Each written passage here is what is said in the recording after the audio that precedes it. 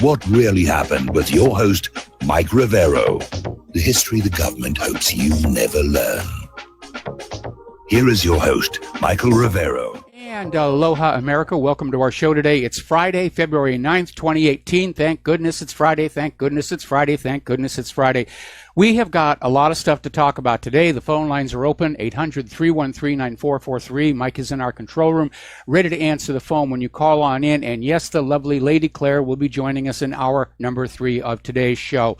So getting on into it right now, as you know, the Olympics in Korea are now underway. They went through the opening ceremonies. Quite a spectacle.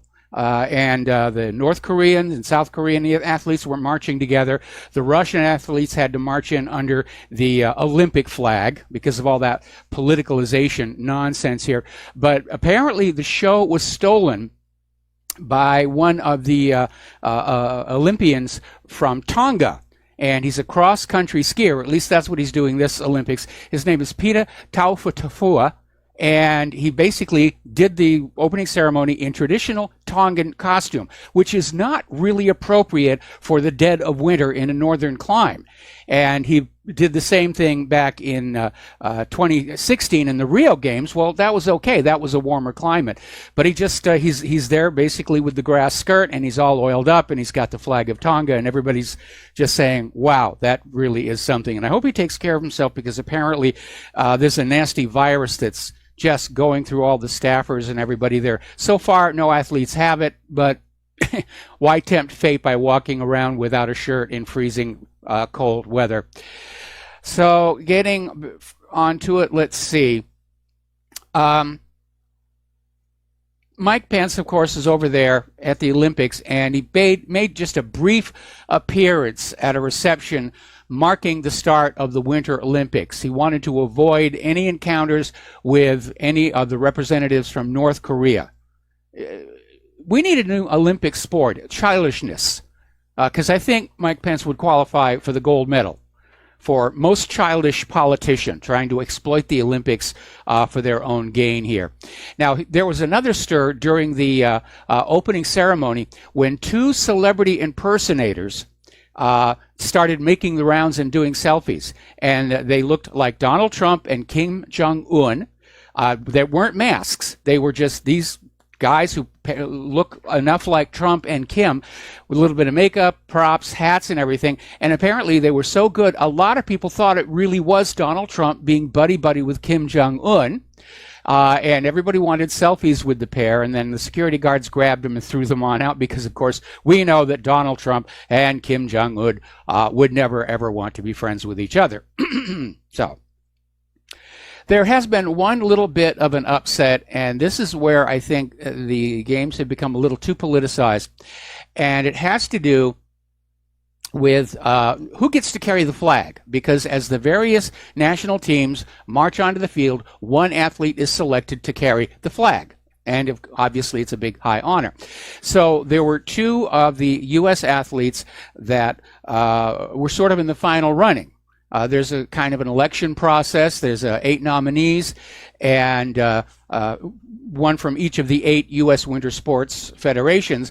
And these 2 athletes, Aaron Hamlin, and Shani Davis.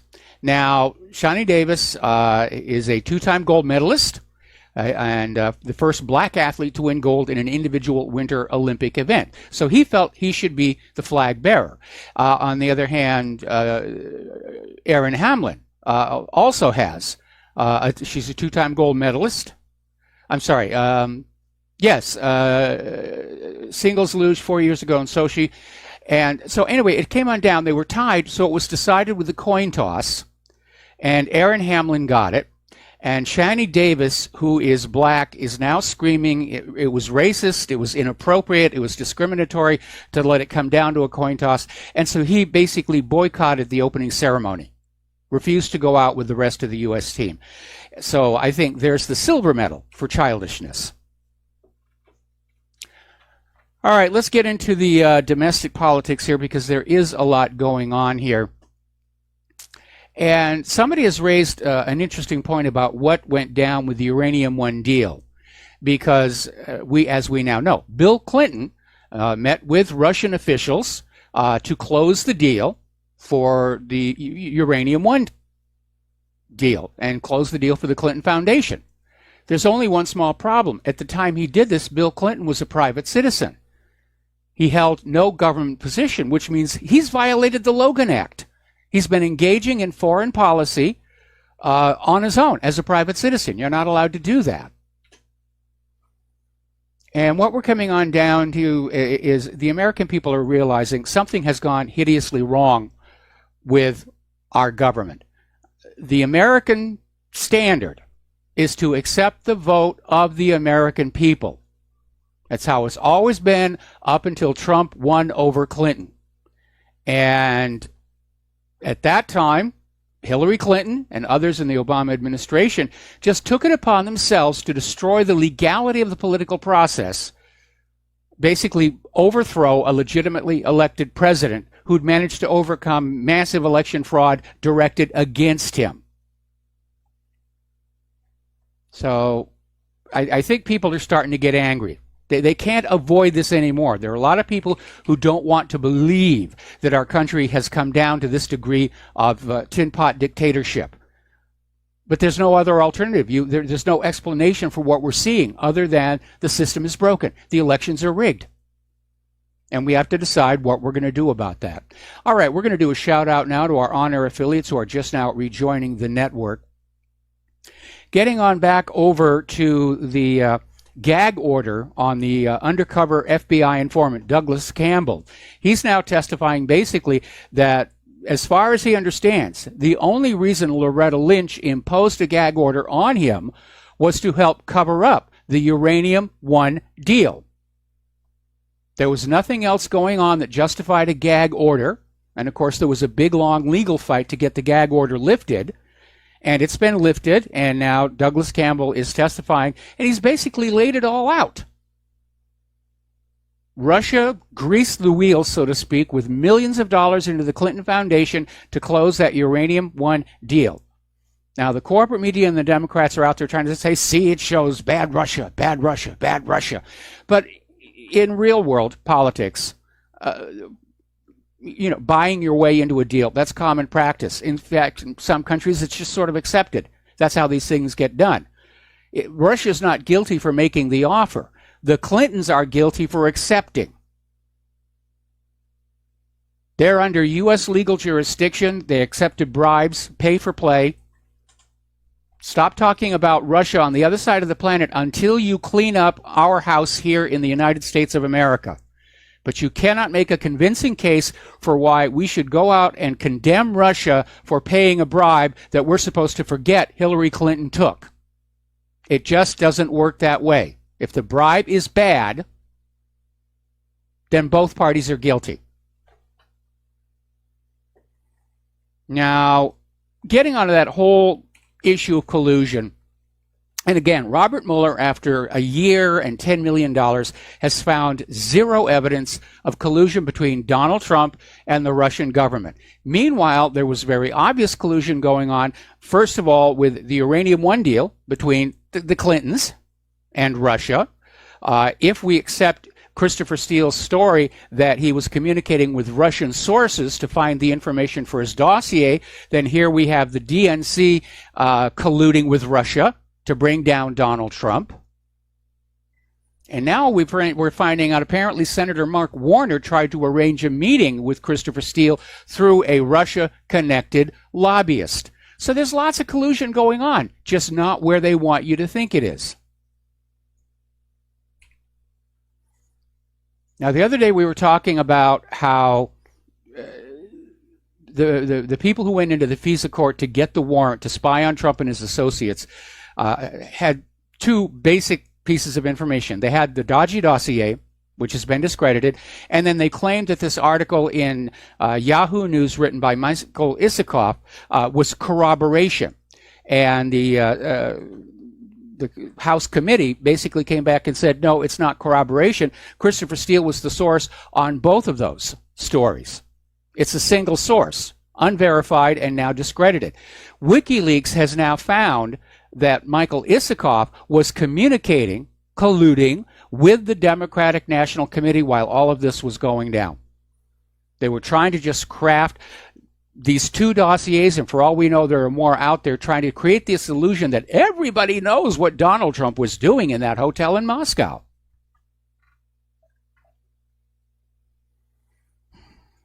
Now, do you remember back when Hillary Clinton was talking about her email server, and she came on out and said, I never sent or received classified information through that private email server? And to nobody's surprise, it turned out she was lying. Judicial Watch has found lots of classified material among those emails. Here's where it's very interesting. Story out of the Gateway Pundit pointing out that the FBI failed to flag Clinton emails that were marked classified. This is coming out of the Department of Justice Inspector General, saying that when the FBI was going over the emails, they just let the classified ones go through. They didn't flag them. They didn't count them. They didn't mark them.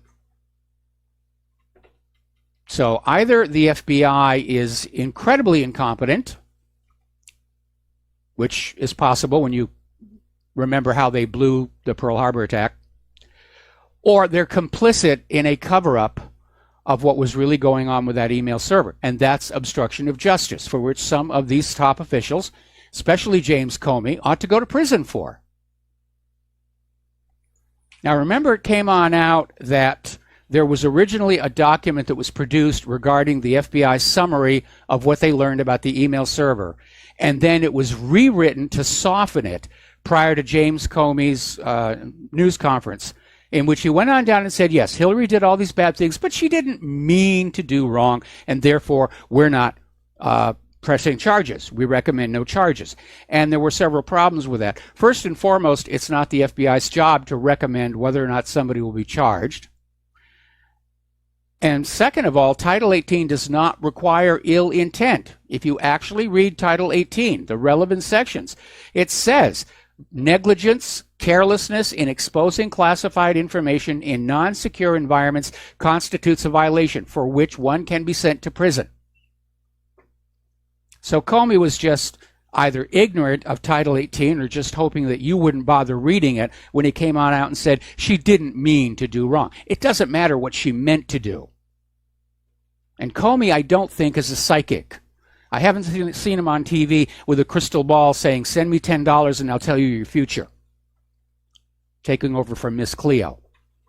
He doesn't know what's inside her head. And what is inside her head was irrelevant in the context of Title 18. So he had this letter.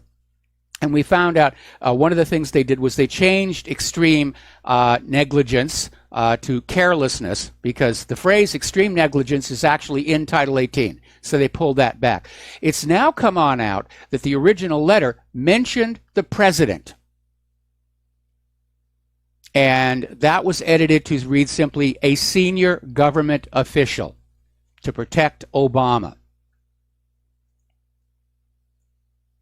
And Obama needed protecting, because despite his claim that he only found out about Hillary's private server on the evening news, the fact is he was sending her email using her private email server address, domain, which included classified information. So Obama, too, was guilty of violations of Title 18. Something else that's come on out, which points more toward complicity in the cover-up and obstruction of justice. Apparently, the FBI withheld notes from their interviews with Christopher Steele from the Senate Judiciary Committee. They refused to turn over the information the committee wanted. And so, of course, the Senate Judiciary Committee has now issued a criminal referral against Christopher Steele, the Grassley memo. And they're saying basically Steele lied to the FBI about his contacts with the media, such as Yahoo News and Mother Jones. Steele was telling the FBI he didn't speak to the media, but he was leaking. And apparently the FBI knew Steele lied about the contacts with the media. They did not give this information to the FISA court. This thing is just getting smellier and smellier. Now, if you'll remember, after Comey basically gave Hillary her get-out-of-jail-free card, Everyone thought that was it, was going to go away. And then all of a sudden, just before the actual election, Comey was forced to briefly reopen the case because of the emails found on Anthony Weiner's laptop. And everybody wondered what the heck was going on. And of course, Hillary was throwing ashtrays at the wall and screaming, "How could you do this to me?"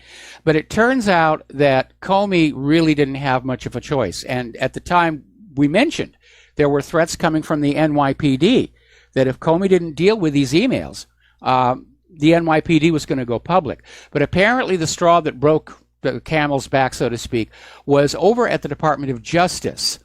George Toscas found out about these Weiner emails and raised a stink. And that's why Comey had to come on out and say, yeah, there are more emails. We need to look at them. And then a few days later, they said, well, we've gone through all these emails and there's nothing incriminating there, which is kind of bizarre when you go back over at the State Department and they're claiming they can't finish looking through their copies of the emails for 75 years. It's just a major cover-up, and it is obstruction of justice. Now, getting on back to Peter Strzok and Lisa Page, the texts that they were sending back and forth, along with a lot of incriminating information, it reveals just this utter contempt for ordinary Americans, a disdain for following the rules, and even worse, this idea that they're automatically right and everybody else is automatically wrong. So there's this article that came out over at the Gateway Pundit where these texts are revealing that Peter Strzok and Lisa Page were just slamming anybody else at the FBI who dared complain about the irregularities surrounding the Hillary Clinton email investigation, and more to the point, the special treatment Hillary was obviously receiving. There apparently were people within the FBI who said, this is not the way investigations are supposed to be done. And Peter Strzok and Lisa Page were out there saying, oh, they just spoil sports. We have to do something about that.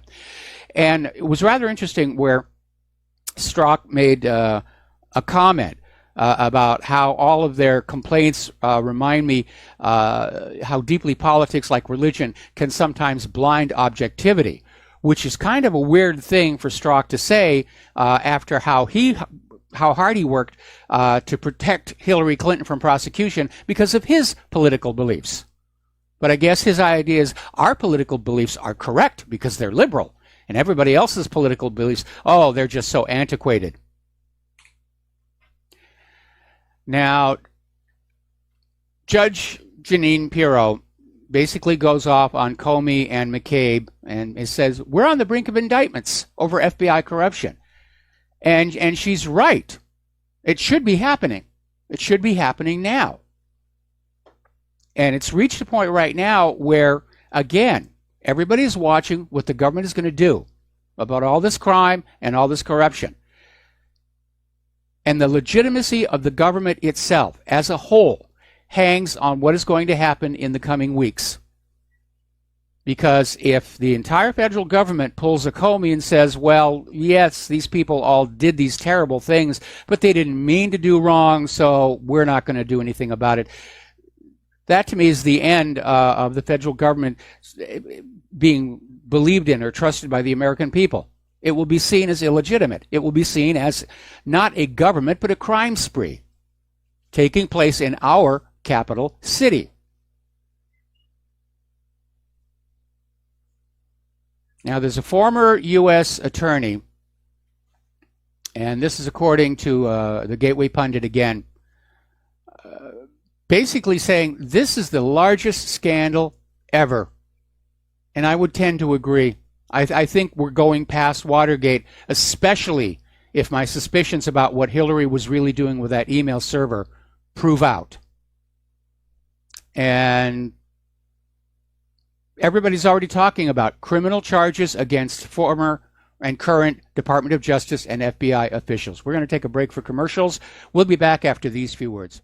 And aloha, America. Welcome back to the show. And if you would like to help keep Republic Broadcasting on the air, and we do need your help right now, you can send a check or money order to Republic Broadcasting Network, 2251 Double Creek Drive, number 302, Round Rock, Texas, 78664. And if you want to call on in and pledge to be a recurring subscriber, the phone number is 800-724-2719, extension 03. Now, I think at this point it's very obvious we're approaching a watershed moment. I have been doing this for almost a quarter of a century now, ever since I got blacklisted out of Hollywood. And it's been a very long, slow road of just trying to educate the public that things are not what they seem to be. They're not what the corporate media is telling you they are. They're not what the politicians are telling you they are. But all of a sudden, things are starting to happen. And we're on the verge of a major scandal that could force reform within the government, if the government even survives it. And so we got to work harder, we got to push harder, and that's what we need your help for. Nobody in this business is getting rich. If you want to get rich in media, you go over to the networks and you lie your face off, and you will be very, very wealthy and taken care of. So here in the independent media, we're here because somebody needs to get the truth out there and put these corrupt bastards in their place. That's what our job is.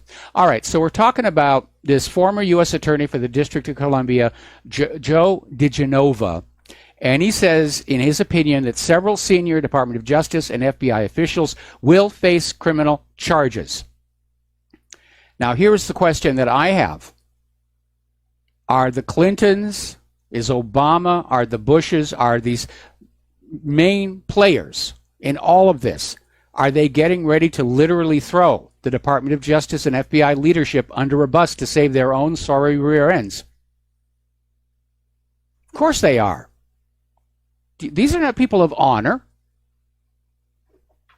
They will sacrifice anything and anybody to stay free, stay out of jail, where they can enjoy their wealth and privilege and power.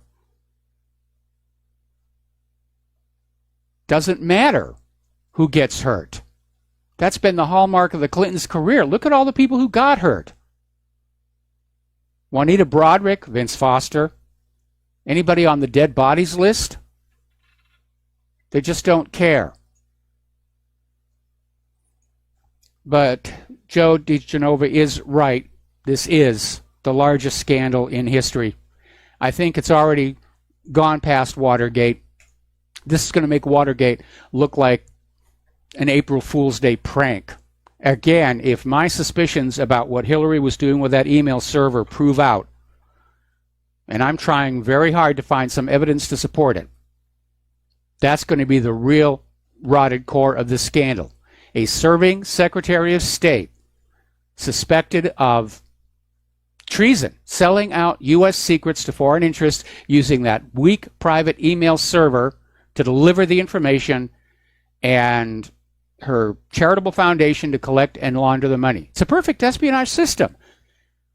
She doesn't have to actually steal files the way Jonathan Pollard did. Doesn't have to go on out and put chalkmark X's on mailboxes like Aldrich Ames did. Doesn't have to take documents and wrap them in trash bags and tape them underneath a bridge the way Robert Hansen did. It's an automatic system. It just runs all by itself.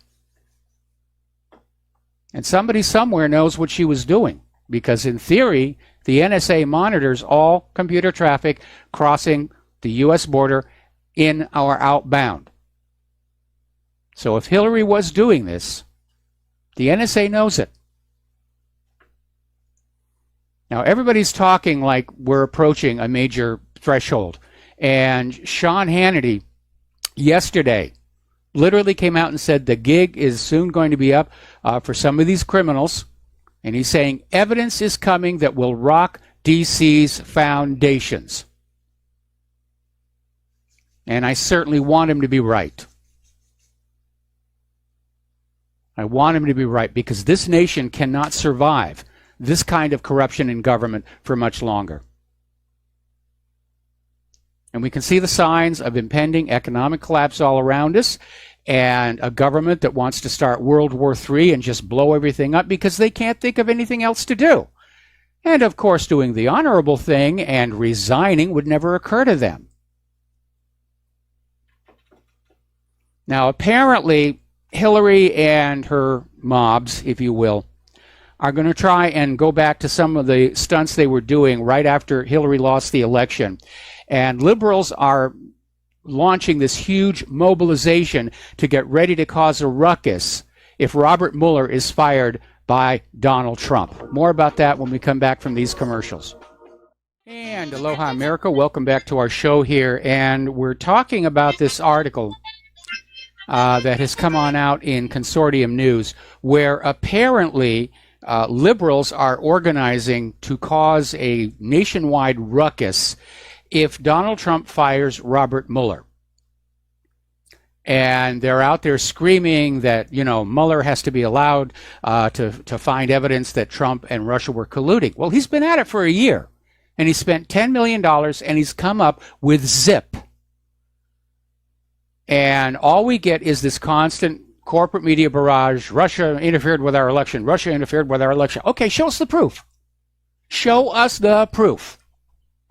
Well, we can't show you the proof. That would reveal sources and methods and means. You just have to take our word for it. No, we don't. We do not have to take the word of a government that lied to us about Saddam Hussein's nuclear weapons. And we do not have to take the word about a government that is lying about the unemployment numbers and the rate of inflation. We don't have to take the word of a government that has lied to us throughout the nation's history about things like the Gulf of Tonkin, the sinking of the Lusitania, the sinking of the USS Maine, and all these other lies used to trick us into war after war after war. The U.S. government is not to be believed. They have a massive credibility problem of their own making, and no, anybody who just believes anything the government says without absolute proof beyond a shadow of a doubt is a naive fool. Now, the fact is the president can fire the special prosecutor, and he's already got a reason. Failure to deliver on the promised mission. I don't think Trump is going to fire Robert Mueller. I think he's going to leave him right where he is, thrashing around, wasting taxpayer dollars, and obviously not finding anything because there's nothing to find. Meanwhile, there's all this collusion between the Clintons and the Russians, between Uranium One. If we are to believe Christopher Steele that the dossier in Donald Trump originated with Russian sources he communicated with, then we have the DNC and Fusion One and Fusion GPS and Christopher Steele colluding with the Russians against Donald Trump. But apparently these liberals are getting ready to have all these events all across the city. Some of them are threatening violence. That if Trump doesn't allow Mueller to just keep on digging until he finds something that would justify removal from office, they're going to riot all over the place. Now, these are liberals, and there's something they seem to be forgetting. If they want to start a civil war, it's we conservatives who have the guns and know how to use them. We won't need to, of course. If they start doing violent riots across the street because they don't, across the nation because they don't like the president, that's an armed insurrection. And there's going to be a bunch of people headed for those FEMA camps. Now, according to InfoWars, General Michael Flynn is filing a motion for the dismissal of all charges. His lawyers are basically going back to court and saying, this should have never happened. The information used against Michael Flynn was all improper. And hopefully they'll be able to find a judge who's going to look at the letter of the law and say, yeah, this was not done properly. So let's talk about the war zones. Emphasis on the plural. Russia has made a really good point. Same point I've been making. What is the United States doing in Syria? There is no declaration of war by the United States government against the government of Syria. There is no United Nations Security Council resolution authorizing the United States to be in Syria. There's no legal foundation for the U.S. to be there. Syria wants them to go. Turkey wants them to go. Russia wants them to go. And the U.S. is just standing there stamping its feet, saying, we're going to stay here. We're fighting for a position of strength in the Syrian peace talks. Newsflash, United States government, you have not been invited to take part in the Syrian peace talks. It's not your show.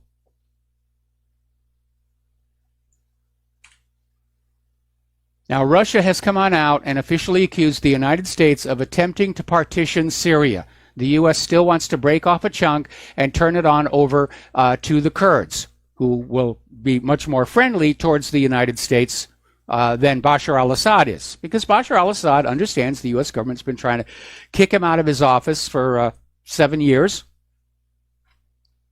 And Assad could be forgiven for holding a little grudge over that. I know I would.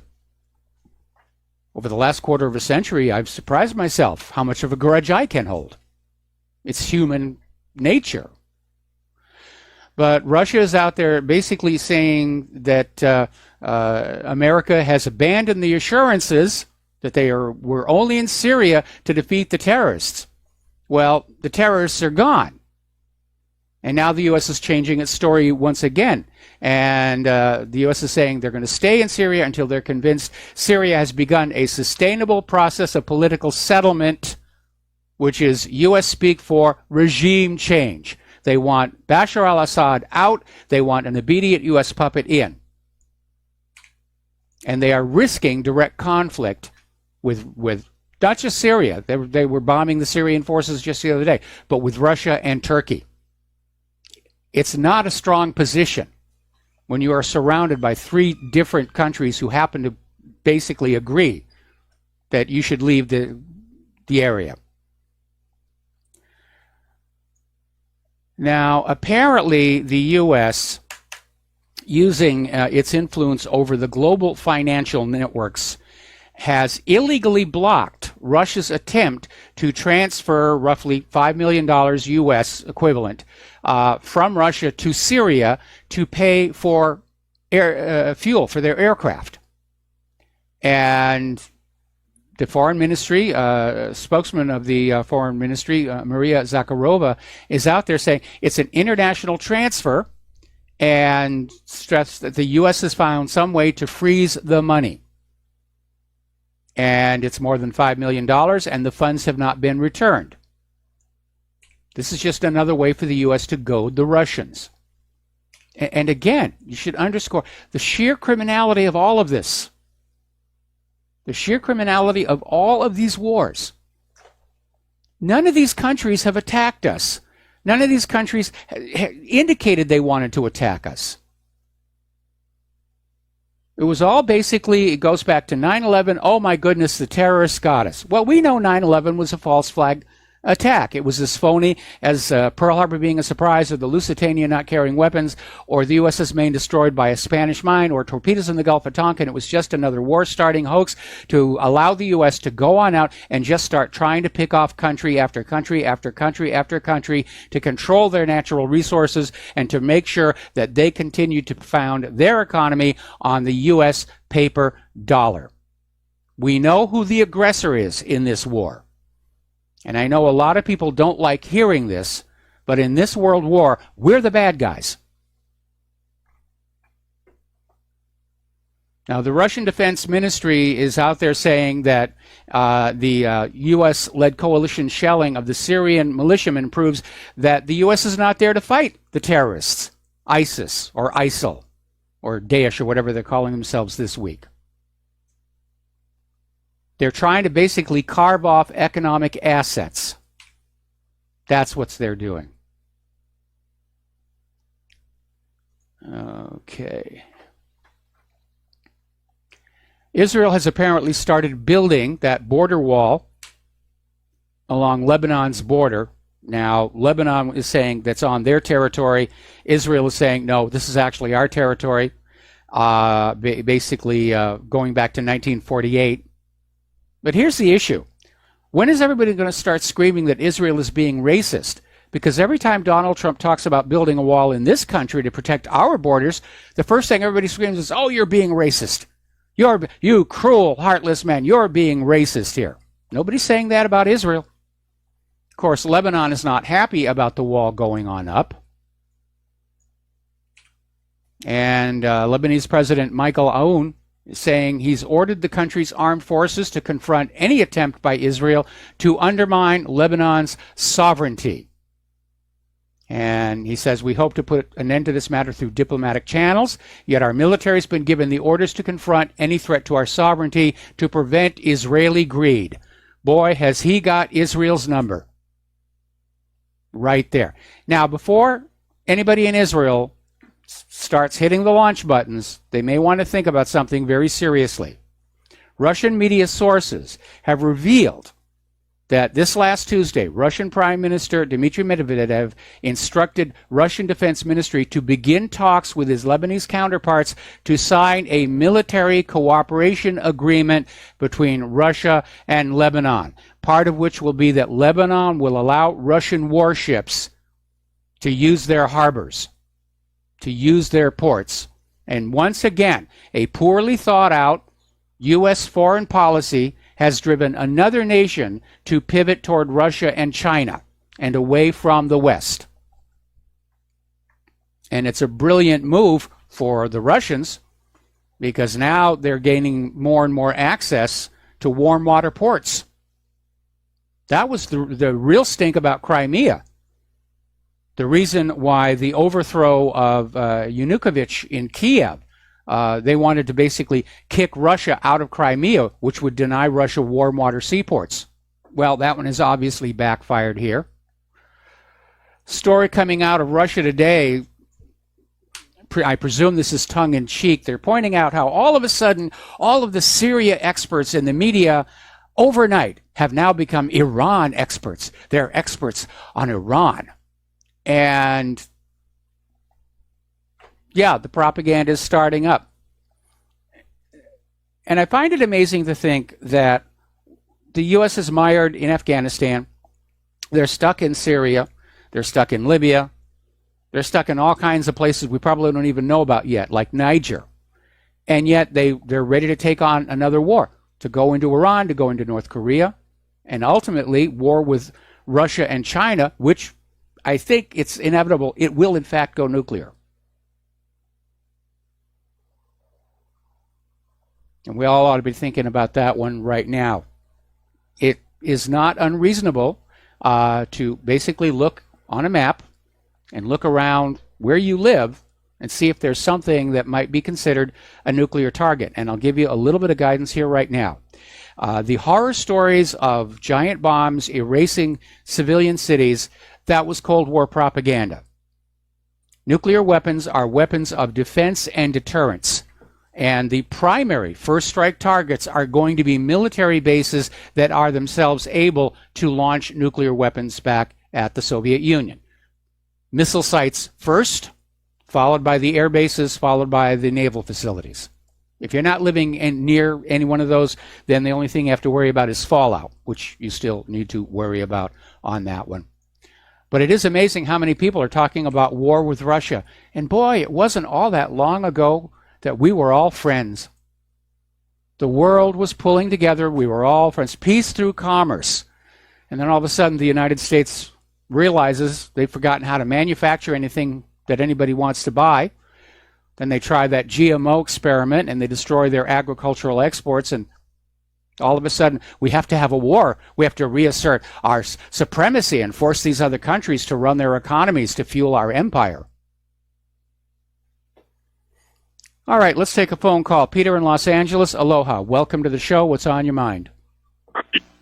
Hey, Mike. Heard you talking about all the posturing that they're doing, the left is doing to create basically riots and insurrection and a reaction if Mueller gets fired.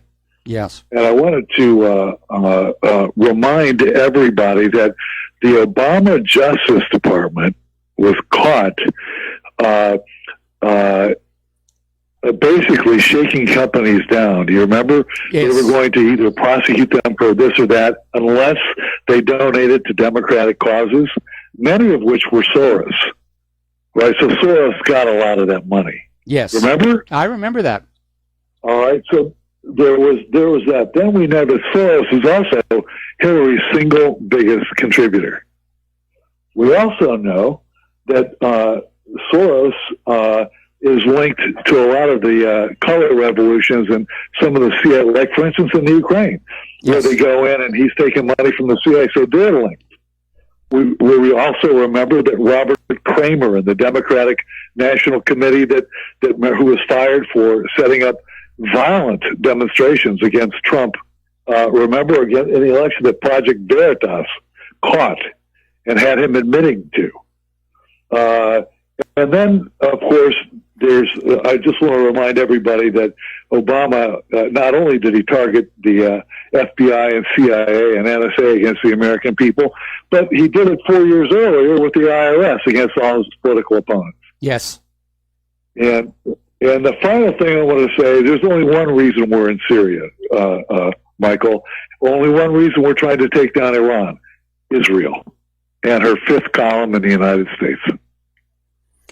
Well, that's certainly part of it. I mean, Israel certainly cheers the United States on into all these wars. They were cheering for the war in Iraq. I think there are still other factors, and that is the United States' desperation to have all the oil-producing nations on Earth sell their oil only for U.S. dollars in order to prop up international demand for the dollar, because there's no other reason anybody would want to bother with dollars other than to buy natural resources such as oil. If you take $1 from the United States and you bring it back to the United States to redeem it, what are you going to get for it? GMO agriculture? Nobody wants that. American manufactured products, overpriced pieces of junk. People are preferring to take Chinese yuans and Russian rubles because you can go to those countries and actually get something really nice for that paper currency. Mike, I saw a story, maybe it was on What Really Happened, about how the Israelis bombed the bejesus out of somewhere in Syria, southern Syria. Yes. And the Syrians actually fired back with missiles. Apparently, one or two of them missed and landed in the Golan. And the Israelis are claiming that's an act of war. Of course, forgetting the fact that the Golan really belongs to Syria anyways, and they're there illegally. But, apparently the anti-aircraft missiles they sent up, they're claiming landed in the Golan, and it's an act of war after bombing the hell. Yeah, well, I mean, it's like the United States being in Syria and saying we have a right to preemptively defend ourselves by bombing everybody around us when they don't have any legal reason to be there at all. Anyway, Peter, we got to take a break for commercials. We'll be right back after these few words from our sponsors. And aloha, America. Welcome back to our show. We're going to take another phone call from Kathleen in Paris. Aloha, Kathleen. Welcome back to the show. What's on your mind today? Aloha, Michael. Today I wanted to tell you about my failed New Year's resolution to stop using Google and, I'm searching with DuckDuckGo.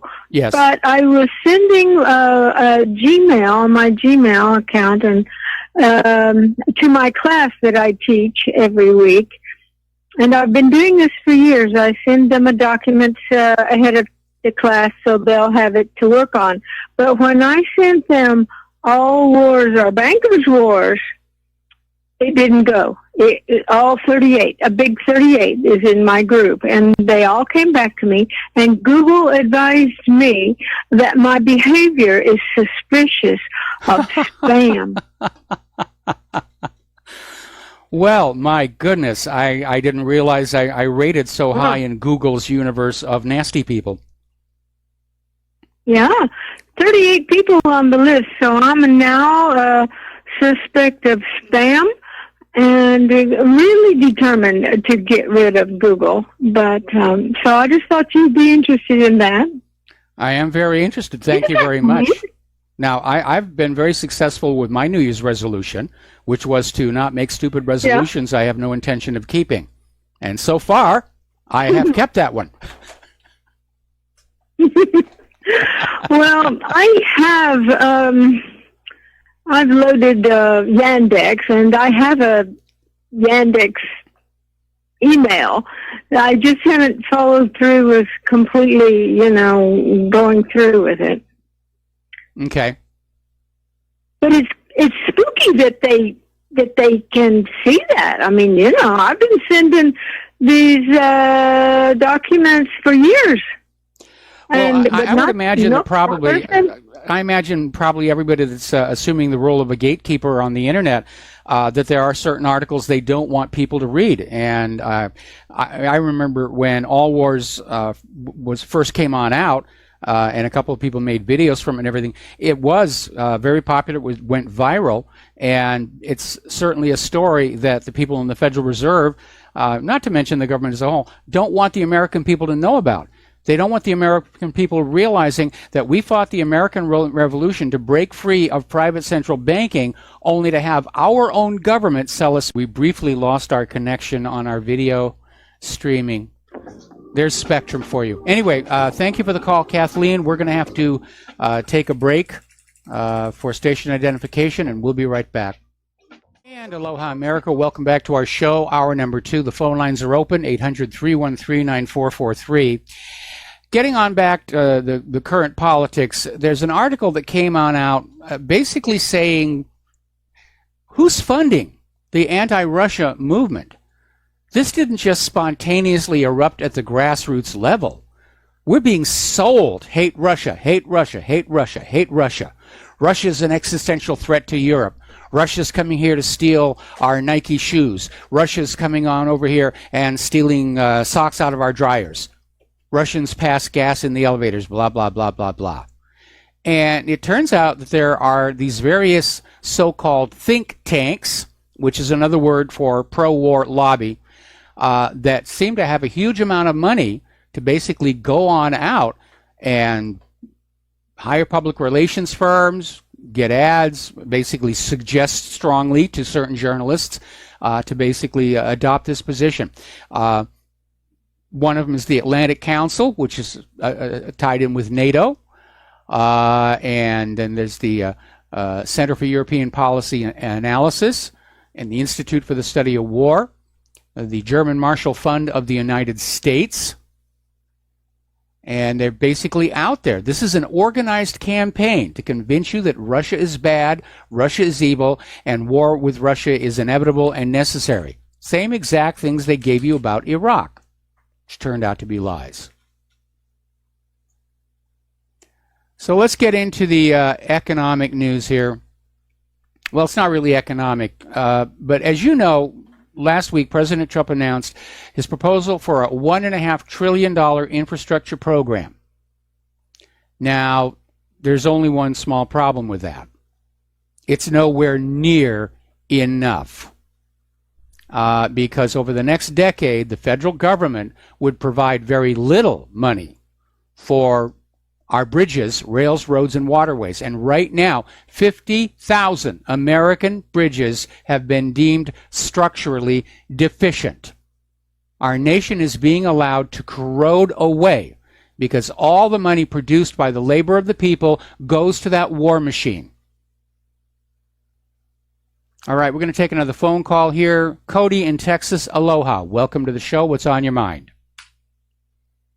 Aloha, Professor. I want to pick your brain a little bit this afternoon. You were just mentioning Russia and the possible targets and et cetera, and something just popped out of the back of my mind. It was a refresher of the Presidio being given to Mikhail Gorbachev, and I'd just kind of like to get your history knowledge of some of the things that might have happened there and how that might actually be tying in with what's going on in the Mideast today. Now, you're talking about the Presidio in San Francisco? Correct. Well, as far as I understand, that is now the property of the city of San Francisco, and it's actually been turned into a media and arts center. And I say that because when I worked on The Day After Tomorrow, it was at a visual effects company called The Orphanage that was located right in the middle of the Presidio. And that was half the fun of the job, being able to walk around that place and see all the history.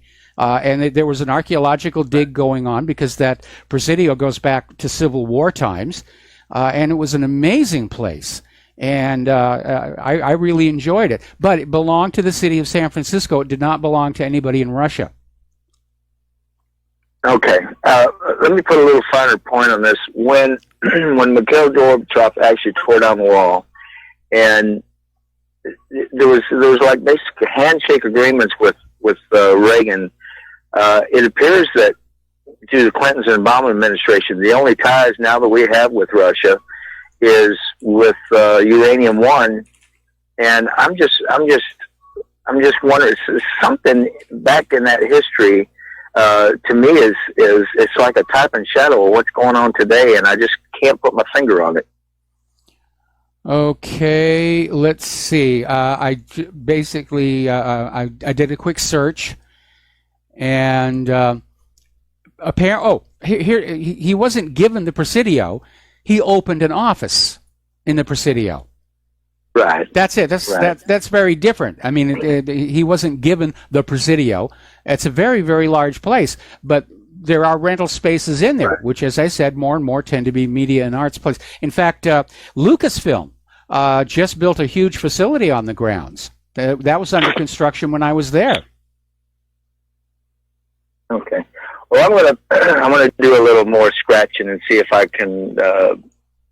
I don't know. There is something just really smacked of a tie there to me, and I can't place what it is. It's something else in history that's happened that made that stick out to me. But I'll do some research and maybe I'll get back with you. I appreciate your background and history knowledge. All right, thanks an awful lot. We're going to let you go here. And for those of you on the video feed who are wondering what the heck I'm doing, this is my think tank.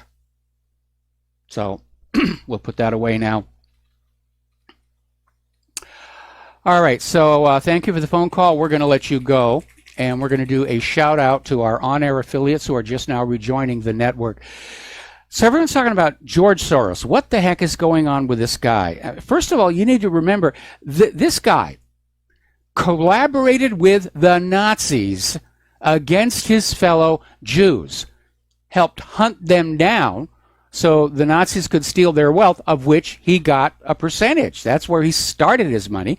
And then, of course, he ran that speculative operation against the Bank of England, which is really where he made the bulk of his fortune. And he's got all this money, and he's out there thinking that having that money gives him some kind of right to just mess around with the planet. Anyway, anything he feels like doing, yeah, I got the money to do that. You know, you can't stop me. But apparently, Soros, in a rare moment of candor, once said that he's always harbored an exaggerated view of his self-importance. Now, psychiatrists would call this a messiah complex. He can't stop meddling with other countries' affairs. He's not only very rich, he may be mentally ill. He may be suffering from megalomania. So we have to keep an eye out for that. He's a very dangerous man. He could just on a whim cause so much suffering and destruction across the globe. Well, look what he's already done in Europe.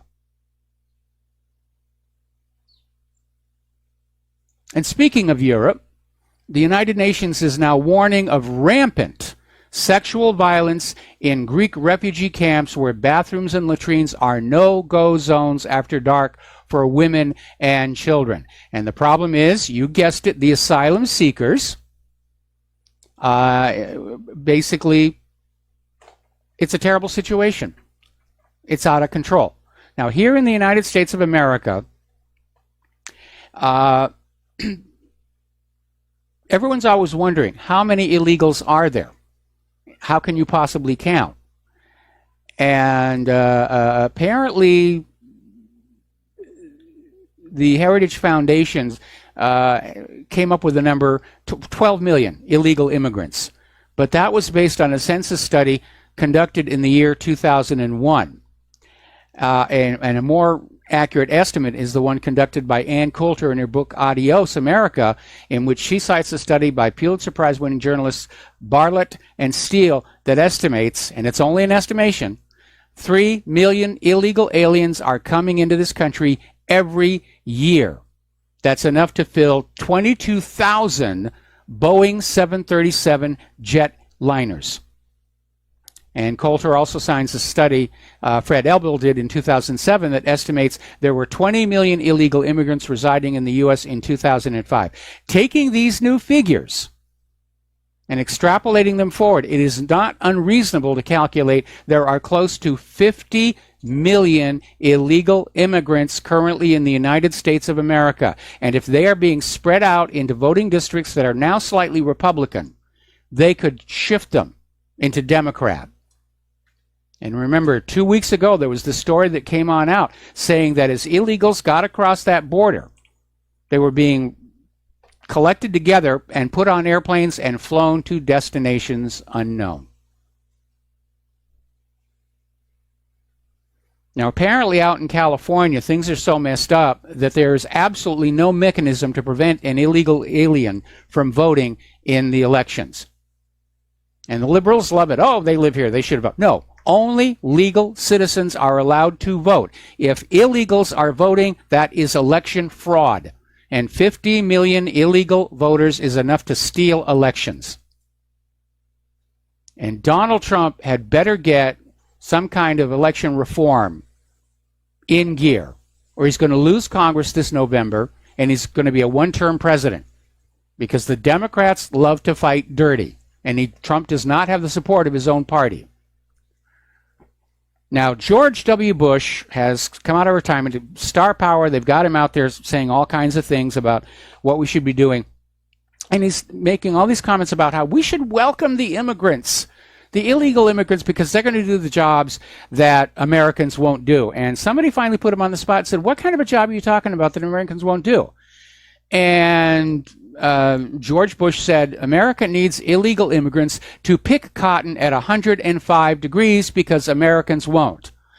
Okay, Mr. Bush, nobody picks cotton by hand in this country anymore.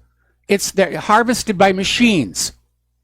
So are most of the crops in this country, harvested by machines, combines, giant little machines that drive over the fields, and they pick all the stuff up. There are no hand picking of cotton in this country anymore. What a moron to make such a statement like that. We need the immigrants to pick cotton. Cotton is picked by machinery now. Whew, what a boy. He's definitely not quite the intellect that his father was. I mean, I despise both the Bushes. But George Herbert Walker Bush, he was smart, he was clever, he was very good at being evil, and you had to respect him. W, not so much. Now, we were talking the other day about how there was this article that came on out in the Telegraph about George Soros and how he was working to thwart Brexit. And immediately, accusations were being leveled at the Telegraph and the people who wrote the article that they're being anti-Semitic. Oh, you're an anti-Semite. You must be a Jew hater. Well, reading the article itself, it doesn't mention Soros is a Jew. It doesn't criticize Soros as a Jew. It's not in there at all. But apparently the fact that Soros is a Jew, even though not mentioned, was enough to scream anti-Semite, anti-Semite, anti-Semite. That's it. All right, we're going to take some phone calls here, and we're going to start with Mo in Florida. Aloha. Welcome to the show. What's on your mind? Aloha, Michael. Long time. Haven't talked to you, but I listen to your show every day. Thank you. And love what you're doing. I mean, you're the best, man. But, I was just listening tonight, and I'm glad I got through because, it just hit me what you said with the immigration thing. That's something Russia never went through. They didn't flood Russia with illegal immigrants.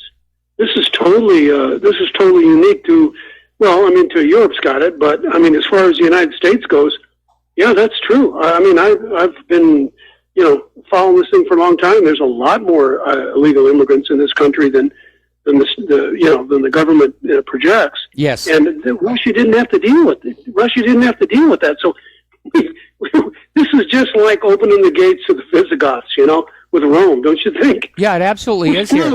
And you know what's amazing?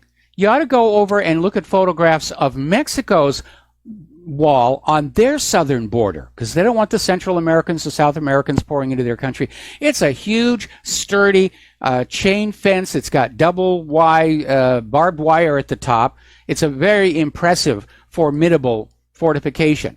And the attitude of the liberals in this country is, well, okay, it's okay for Mexico to have a wall, and Israel can certainly have all the walls that they want, but we can't have a wall here because it's racist.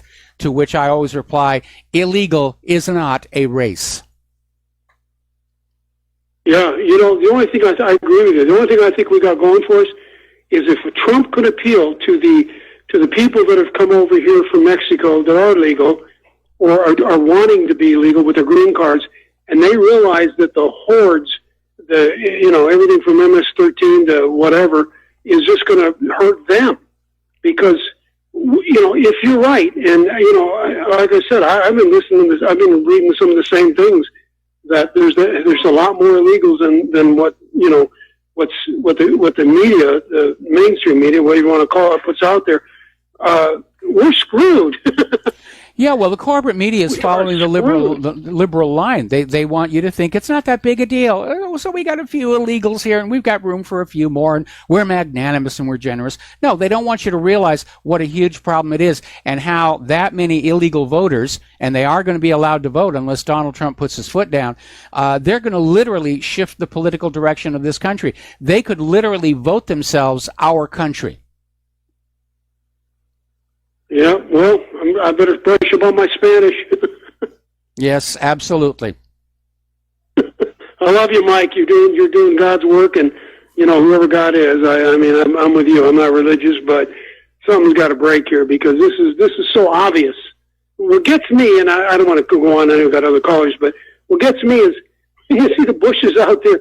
Their criminal history is so obvious. Yes. I mean, the whole thing with the Bushes and the Clintons, it's so in your face that they got to be laughing. The people the goyim are just stupid. Who was it that said, not Brzezinski, but Kissinger said, just dumb animals. The military are dumb animals. Right to their face. I got family in the military. With the internet, the proof is right there. Yes. I mean, this is in your face. It's actually making me so sick that I wish there was a place to go. I would go to Hawaii, but you're leaving, so. Well, if we come to a nuclear war with Russia and China, I'm not that worried about North Korea because they got small warheads, but Russia and China, this island will get hit. When we first moved here, believe it or not, I got us a place on the other side of Oahu, specifically to be as far away from all the military bases as I could. And during the real estate froth of 2008, the place we were staying got sold out from under us, and we searched around and we found this really nice place, and it is a lovely home, and we've got really surprisingly good rent and everything. But it does have one small problem. It overlooks Pearl Harbor. And so if Pearl Harbor gets nuked, John Stedman is going to have to find somebody else to do this radio show. Okay, well, now my wife is angry with me. Claire is angry with me now. I love Claire. I love the fair Claire. She's wonderful. Don't let me catch you. I ask myself. I don't ask myself, what would Jesus do? I hope this ain't blasphemous, but I always say sometimes, what would Ron Paul do? No, that's a good question. Ron Paul, he's got some really good ideas. I'm just sorry that we couldn't get him to be president. And I think the reason that they fought so hard against him was he was campaigning on auditing the Federal Reserve. And that Federal Reserve has a huge amount of power, and they want to keep their secrets. And that's probably the reason Google is blocking attempts to email around all wars or bankers' wars. Yeah, I agree with you, Michael. I do. The only thing I maybe not disagree with you on, but I think there's a good and there's an evil, there's a yin and a yang, and I think good is going to win. And because there's people like you, there's people like Ron Paul, there's people like, there's good people in this world that just want to do us right. And these evil people are being exposed. And it is kind of biblical if you look at Revelation. I mean, and I'm not a Bible thumper. I'm non-religious. If anything, I'm a Buddhist. But I mean, I just see it. I feel it, but yet it hasn't reached, critical mass. Yeah, but it's getting closer. It's definitely getting closer. I think it is. And I think you're helping, Michael. I'll let you go again. I know you got other callers.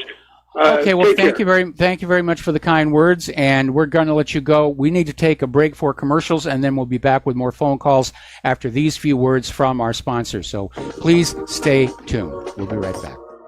And aloha, America. Welcome back to the show. And before we go back to the phones, breaking story here. Rachel Brand, the number 3 official at the Department of Justice, is stepping down. And she was next in line after Rod Rosenstein. So the rats are leaving the sinking ship. And we're going to see a lot more of these. They want to get away. They can see what's getting ready to happen. They can look up at the sky and see that giant asteroid headed on in, and they're trying to get away from ground zero. All right, back to the phones here. Al in Canada, aloha. Welcome to the show. What's on your mind? Hi, Mike. I wanted to talk about the illegal immigration problem in the United States. A lot of people, they don't know about it because they don't see it. And the reason they don't see it is probably because they live in a big city. If you go to the more the smaller towns and that, let's just say where they concentrate more on agriculture, like pack houses for apples, peaches, greenhouses, you will see the illegal immigration there. You will see Mexicans by the boatload, and you're going to see Jamaicans. They use Jamaicans in the greenhouses and outside in the summertime.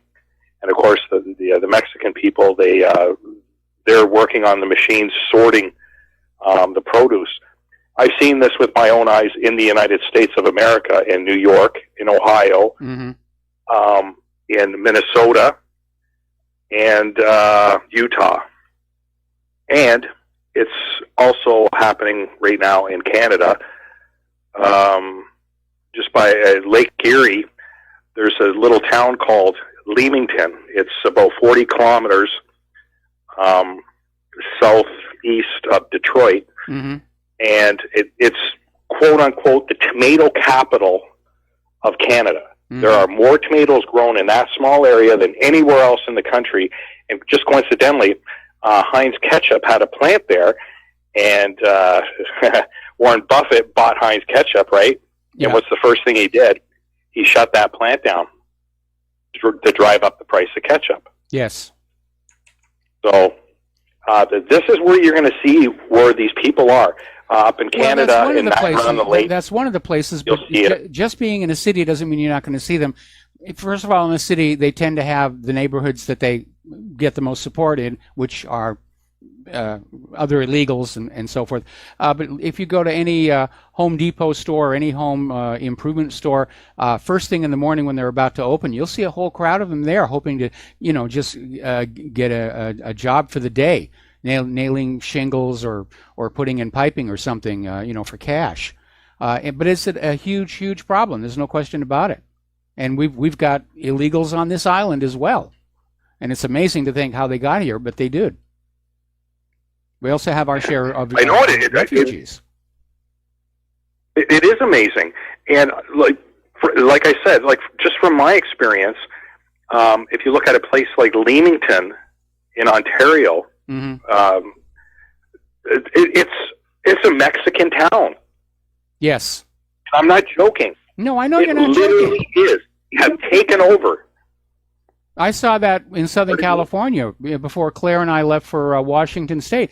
There were whole sections of the city that had basically been taken over by illegal and legal immigrants to the point where nobody spoke English. And if you walked in there and tried to speak English, they'd give you stink face. Anyway, listen, Al, I got to let you go. I'm going to start with Glenn. Thank you. Oh, thank you. I'm going to start with Glenn in California. Glenn, I'm probably going to have to take you through the next commercial break, but what is on your mind?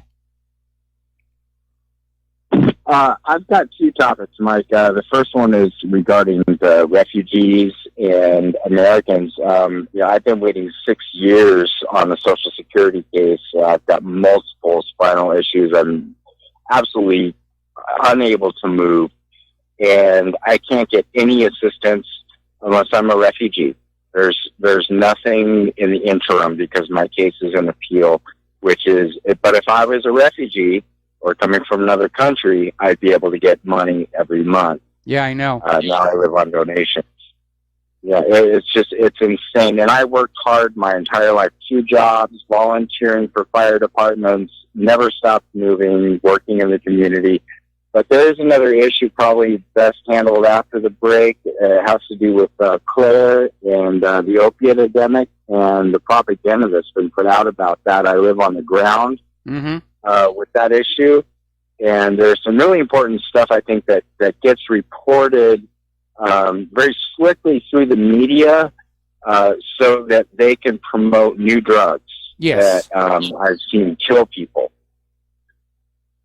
No, absolutely. I mean, there's a big push right now to, again, take away our choice to go with natural medicines that we can grow at home or get from other sources, to force us to be dependent on corporate supply chains for everything that we need to live, including water, and next it'll be air. Anyway, we're going to take a commercial break here right now. So, Glenn, just hang on the line. It's a 4-minute break. We'll come right back to you, and we can hear your other story. Stay tuned. Aloha, America. Welcome back to the show. And before we go back to the phones here, somebody just sent me this funny cartoon, and it basically says, remember, heaven has a wall and a gate and extreme vetting. And I just couldn't help but chuckle about that. All right, let's go back to the phones. Glenn in California, you had something that you wanted to share with us. Well, yes, it's back to Claire and her issue and my issue regarding the opiates and the scam that's kind of gone on in the media. And you've actually kind of, it's one of those poison the well things that I think you've kind of fallen victim of to some degree. That there were 2 doctors that wrote this book that came out, and they went and did the whole news junket thing and, talked about the opiate epidemic. And it's very much like guns. The criminals can still get these drugs. Yes. But the people who really need them to live cannot. And a lot of people are suffering because of it. And what's going on the street, because I live now after 6 years of being, fighting Social Security. I'm in a homeless shelter. And so I see this firsthand is that the people on Medi-Cal are being pushed to methadone, which is a lifetime prison sentence, essentially. And the people on Medicare are being pushed to all the drugs that the doctors get the kickbacks from, like Humira, all these things that give you strokes, tuberculosis, they completely deplete your immune system. They put them on multiples of these drugs. And I actually had a friend die because of this.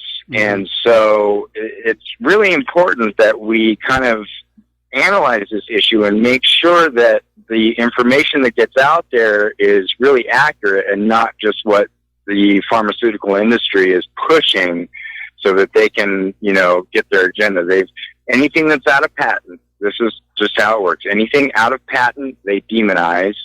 Anything that's new, that's in patent, they don't care how much it harms people, they will push it according to, what state agency or federal agency will fund it. So I hope your experience with Claire, my heart goes out to her. Yes. And I hope she gets better, but I hope that your experience with her will at least, kind of open your eyes to the issue. Well, I was already open to the issue here. Now, the good news is Claire is actually getting better. We're at the phase right now where basically when she's feeling good, she wants to get up and do things that she should not to be doing, and that's when I have to Velcro her to the chair in the living room so that she doesn't go out and re-injure herself. So she's a very stubborn patient, and I think she gets that from me. But yeah, I keep having to remind her, she's a recovering back patient. It takes a long time. When I had my back injury and I was much, much younger, it took me 3 months to get over it. And I do notice that some back injuries can be permanent because my first wife had a chronic back pain issue, and she was also involved in this litigation that went on forever and ever regarding how she injured her back, and ultimately, unfortunately, she lost the case. So it can be a real mess when the lawyers get involved, and you're absolutely right. The orthodox medical establishment, they're pushing the drugs that have the most profit. And the reason we have an opiate crisis right now is because doctors are pushing these medications on people who don't really need them. But it's just there's a huge, ample supply of opium coming into this country, mostly from Afghanistan, and the legal drug industry is basically in a sales war, if you will, with the illegal drug industry. And they're prescribing this medication to people who don't really need it. And here is the irony of it all. If you're in real serious pain and you are taking an opiate just to deal with the pain, not to get high, but just to deal with the pain, you don't get addicted. You only get addicted if you're taking enough opium to where you're getting a buzz, and then yes, you can get hooked on that. Anyway, that's the point that I really wanted to get across, and okay. I'm glad that you made it because it's been my experience that that's the case. It just gives you there's a very big difference between people who want to live and have a life, and they need. And opium is nature's painkiller. It comes from poppies. Yes. Unfortunately, the medical industry has turned it into these horrific, chemical alternatives. But when you need it just to take a shower or to, get up and do anything, that's one thing. When you're popping pills to get high, that's another thing. But like I say, the criminals will always get their hands on it. Yes. It's just like guns.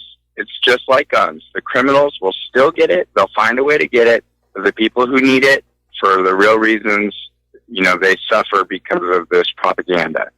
So I've been wanting to call you for a long time to get that across. Every time that you report on this opiate epidemic, it would just kind of make me cringe. There's a silver lining to every cloud, and I hope that silver lining to Claire's cloud is that we can get the message out that doctors that are responsibly prescribing, out of patent drugs to people who really need them are doing the right thing, and people who are just doing them to live and taking the bare minimum to just survive need to have access to these, to these medications. There are now some states. There are now some states where the pharmacies are required to offer the generic of a drug first. And if you want the name brand, you have to ask for it. But again, you're right. The pharmaceutical industries, they always want to come up with something new, or they'll take something old and they'll repurpose it and renew the patent, because that way they get market exclusivity, and it's much more profitable. Because they've got a monopoly on that particular drug. They can charge whatever they want for it. It really is a mess. We can all blame it, of course, on Richard Nixon. He messed this whole situation up. And Obama made it worse.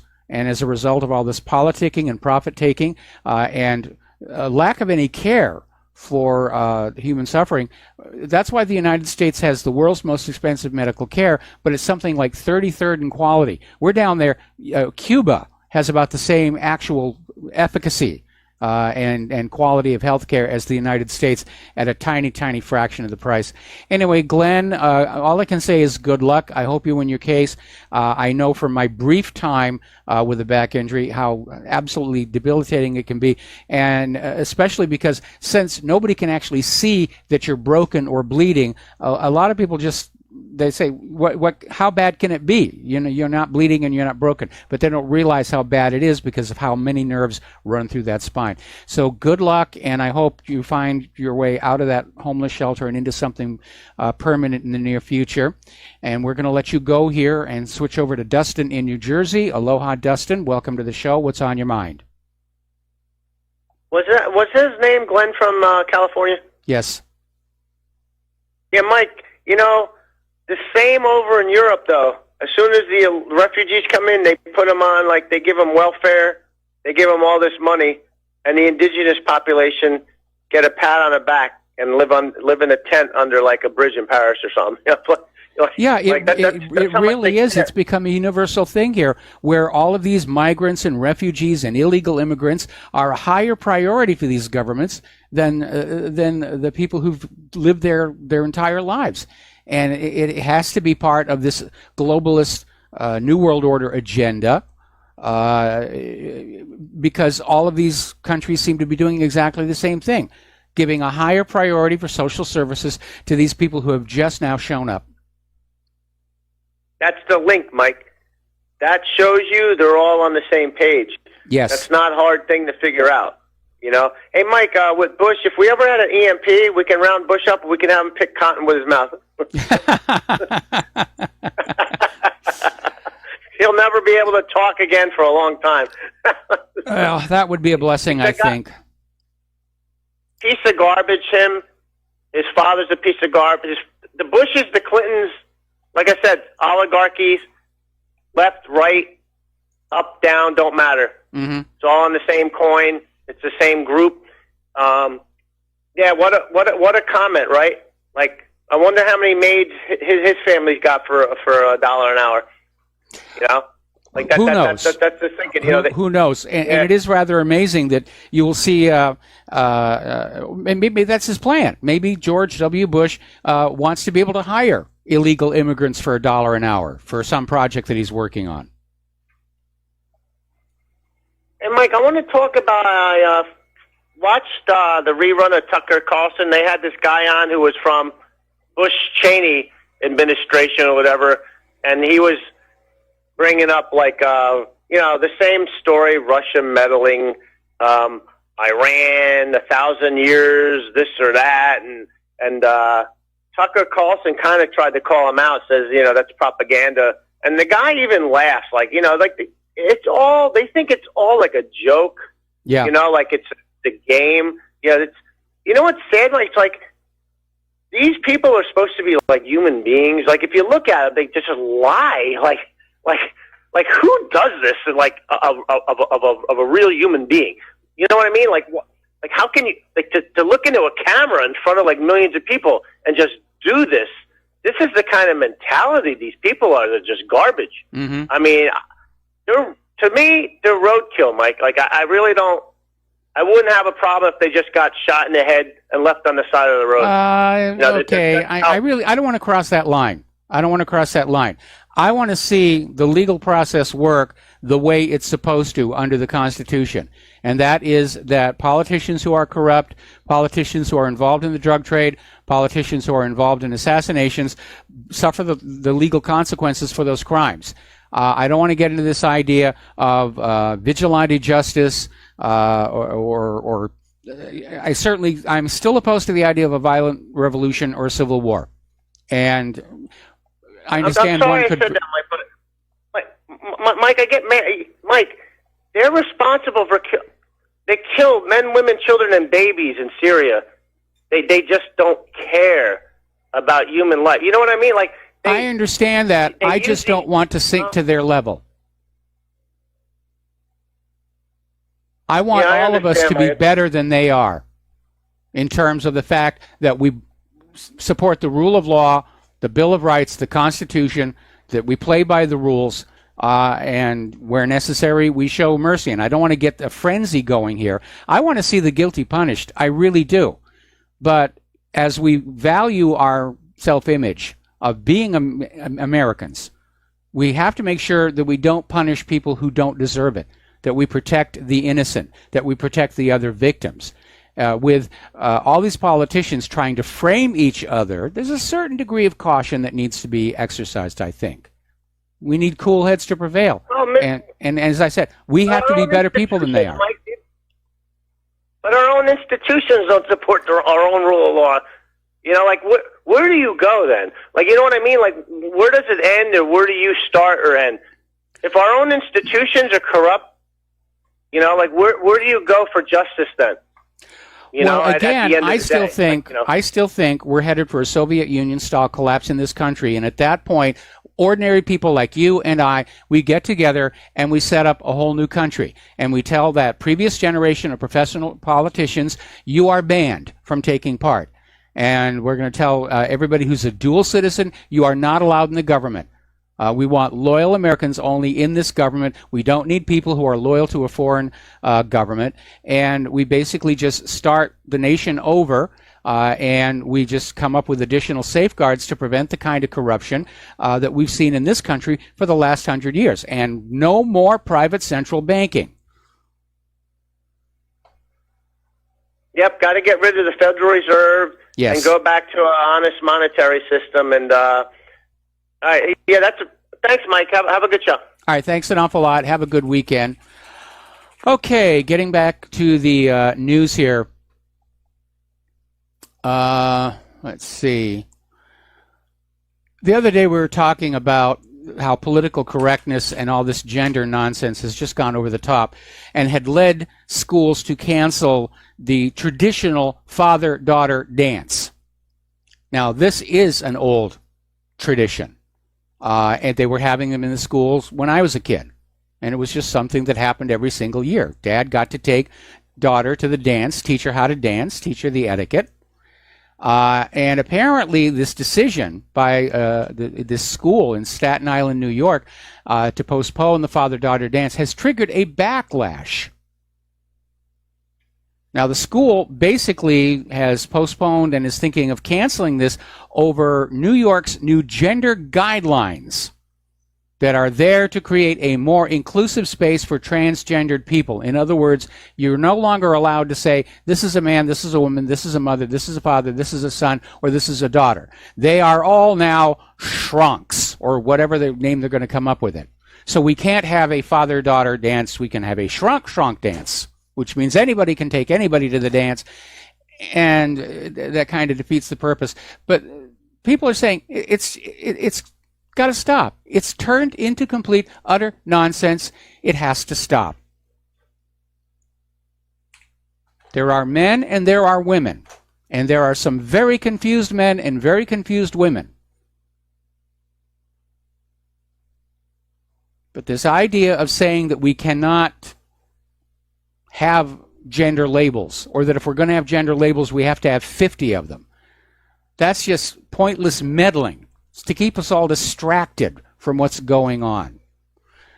Now, here is a little bit of irony, and I absolutely love it. One of the stars behind the hashtag #MeToo movement is in serious trouble. California Assemblywoman Cristina Garcia, who was on the cover of Time magazine's Silence Breakers, has now been accused of sexually assaulting at least 2 men.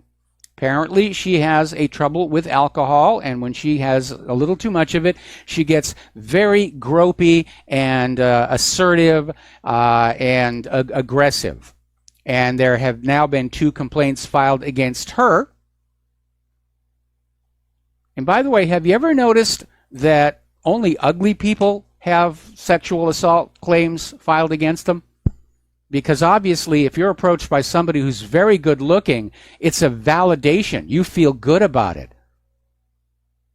That's why really beautiful, good looking people don't get these allegations. Ugly people, like Weinstein.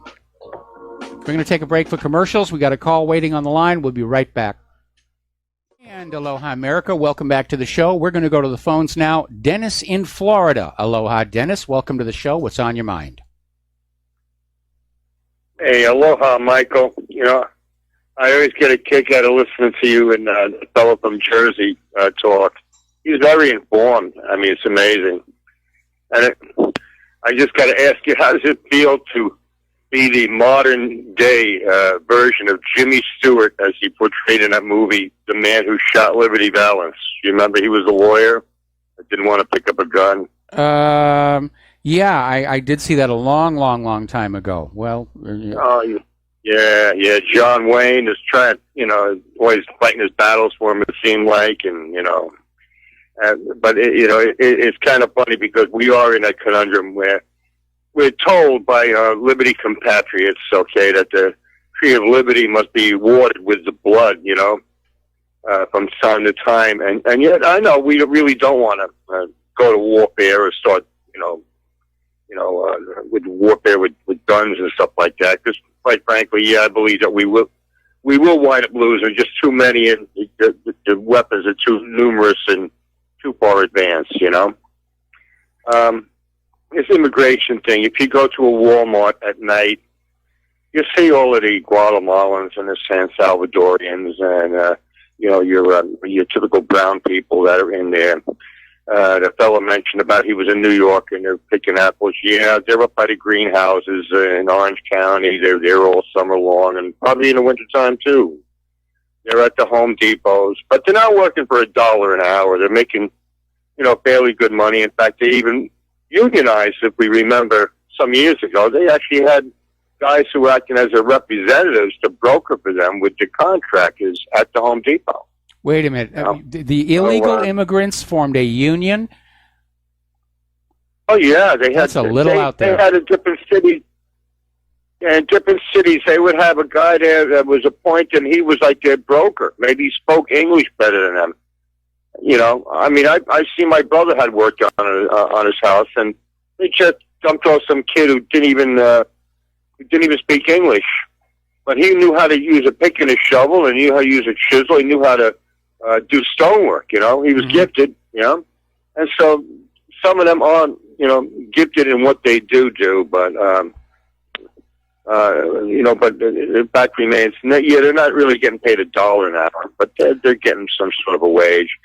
The main problem I think we have here is that there's more than we really realize. That we are surrounded. We really are surrounded. We really are. And the issue, of course, is they're being allowed to vote because they're going to vote Democratic, because the Democrats are the ones who let them into this country and promised them all kinds of free stuff. And there are enough of them to swing major districts, entire states this November. And that's why we've got to get back to a sane electoral policy, which is only legal U.S. citizens are allowed to vote, and there has to be some way to enforce that. And it's utterly ridiculous to say that everybody needs a license to drive a car. They have to show it to the cops on demand. They need a license to fly a plane. They need ID to buy cigarettes or alcohol. But when it comes to voting, if anybody asks for an ID, they're just being racist. Now, that's utterly ridiculous because these people... Okay, well, anyway, listen, we have to let you go. I'm sorry, we're at the top of the hour, and I got to switch over to get Claire in here. So we'll be back after station identification. Aloha, America. Welcome back to our show here. And for those of you watching on the YouTube streaming feed, this gorgeous creature sitting next to me is the lovely Lady Claire with her unique perspective on the world. So what's your first story? This is really getting concerning. Turkey has bombed U.S.-backed militants in northern Syria. And I'm talking about the city of Afrin, just after Washington cited an alleged attack on the militants to target pro-government forces in Syria. Now, the Syrian army said in a statement today that overnight they destroyed 19 targets, including ammo depots, shelters, and gun positions. State-run Anadolu News said, it's a Turkish outlet. The alleged Syrian Observatory for Human Rights said 7 U.S.-backed militants with the Kurdish People's Protection Units, YPG, as well as 2 civilians were attacked in that attack. Killed in the attack. Killed in the attack. Okay. And the offensive is aimed at the YPG, which Turkey says bears ties with anti-Ankara militants. And it comes 2 days after the U.S. attacked pro-Damascus forces in the western Syrian province of Deir al-Zwar, reportedly killing more than 100 of them as the fighters were engaged in an anti-Daesh operation. Now, Mike, this feels to me like it's getting more dangerous by the second. The United States has claimed that it will not move its U.S. and Canadian troops embedded with the Kurds at Manbij, which the Turks have stated is their next target. And I really have to wonder if Turkey does this attack and our soldiers and Canadian soldiers are embedded there. What I think is going on is that this is deliberate, and that our soldiers at this city in Manbij are going to become sacrificial lambs for a bloody display to be spun as a false flag, to be blamed on Syria, so that the U.S. has yet another justification for a full-on invasion of Syria, no matter how insane that sounds. Well, it's not insane. Yeah. I mean, the one thing that the United States has been required to do in all of these wars is convince the American people it's the other side's fault. Okay? Yes. Saddam Hussein has nuclear weapons. He's going to attack us and kill us. Yeah. Assad has sarin gas. He's gassing his own people. All wars begin with a lie. And the U.S. has been in Syria trying to get rid of Bashar al-Assad for, I think it's 7 years now. Yeah. And they're not succeeding. And the American people are saying, who cares whether Assad is in control of Syria? Bring our boys home. And the U.S. government basically came on back and said, well, we're not really there to get Assad. We're there to, as part of the war on terror. And I'm sure you all agree, we have to get the terrorists. And so they continued with the war. And now that Syria, aided by Russia, have gotten rid of most of the terrorists, the U.S. is back to saying, we're not leaving Syria until there's been a regime change. And again, the U.S. has no legal basis to be there. There's been no declaration of war by the U.S. Congress against Syria. There's been no UN Security Council resolution authorizing military force in Syria. The United States government is legally, morally, and ethically in the wrong here. They're committing war crimes and acts of war against a nation that has not done anything to us. And for anybody who's out there who still thinks, well, we have to be in Syria, we have to do this, we have to do that. Really? What did Syria do to us? What has Syria done to the United States of America? Where did they attack us? Where did they bomb our cities? Nothing. Yeah, they've got no game. There's nothing. I'd sort of like to flip over now to the financial, what can I call this that I can say on radio? Shenanigans. Well, there's a lot of it going on there. And for those of you who weren't paying attention, they did get the Dow into the green a little bit, but it was a roller coaster of a ride today. We're not out of the woods on this thing yet. No. I would be very interested, Mike, to see what the U.S. futures look like on Sunday in the evening. Okay. I think that's going to be a good indicator of how next week will go. And what Moody's has done, because of the bill partially that's been passed, the spending bill, which lasts for 2 years and is going to be giving the American military a ton of money over and above, Moody's is threatening now to downgrade due to soaring debt and fiscal deterioration. And Standard & Poor's in 2011 kind of shocked the world and the Obama administration with it when it dared to downgrade the U.S. from its vaunted AAA rating, something that had never happened before, and led to the resignation of S&P's CEO and a dramatic crackdown on the rating agency led by Tim Geithner. Well, nearly 7 years later, with the U.S. on the verge of another government shutdown and debt ceiling breach, with the agreement reached only after the midnight hour, literally, this time it is Warren Buffett's own rating agency, Moody's, which on Friday morning warned Trump that he too should prepare for a downgrade form even worse than the one that happened in 2011. And we have a shout out, don't we? Yeah, we're just going to do a quick shout out to our affiliates who are just rejoining our network. There's something else that Moody's may be looking at. Looking at this past week, we have seen the global stock market get hammered. And then here in the United States, the next day, it'll get pushed into the green and so forth. But that's not happening in the other countries. No. The other countries are realizing the American market is being covertly controlled and manipulated. These other Asian and European markets are getting bludgeoned. Yeah. And that's going to make them less trusting of the American stock market. Yeah. And next week, it isn't American domestic investors that Wall Street has to worry about. It's foreign investors in other countries who are just now coming to that realization. There's something rotten in the heart of Wall Street. Yeah. And they may want to just say, liquidate the whole thing. And we could see a real-life version of the movie Rollover, which basically talks about a sudden crash on Wall Street when the rest of the world loses trust in them. Yeah. Moody's today warned President Trump that he too should prepare for a downgrade.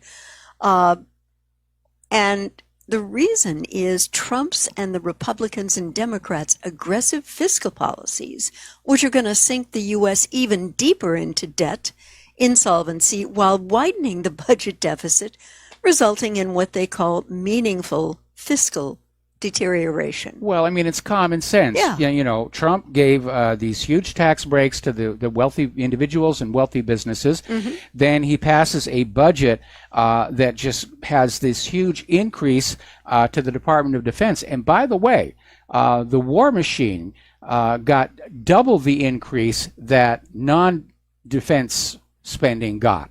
Mm-hmm. They're getting the lion's share of this money. And yes, everybody agrees. Obviously, this is going to plunge the nation deeper and deeper into debt. Mm-hmm. And future generations are going to be expected to work to bail it all out. Or the U.S. is absolutely convinced they're going to conquer the rest of the world and be able to simply zero the debt out by killing off whoever they owe the money to, or by stealing other people's wealth to pay off our bankers. And you need to remember, it's all make-believe. There's no actual commodity basis for what we call money in this country. Nope. It's ink and paper. It's numbers in the computers. It's imaginary. It's make-believe. Yeah. It's backed by absolutely nothing tangible, and that's what we have to remember.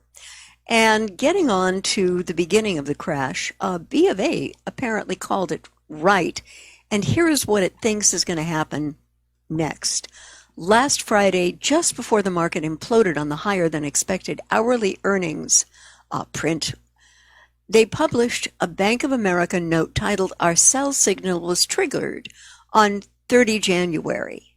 S&P 2686 is next, in which Chief Investment Strategist Michael Hartnett explained why he was convinced that a drop as much as 12% was imminent in the coming 3 months. Well, the S&P closed today at 2619. Okay, all right.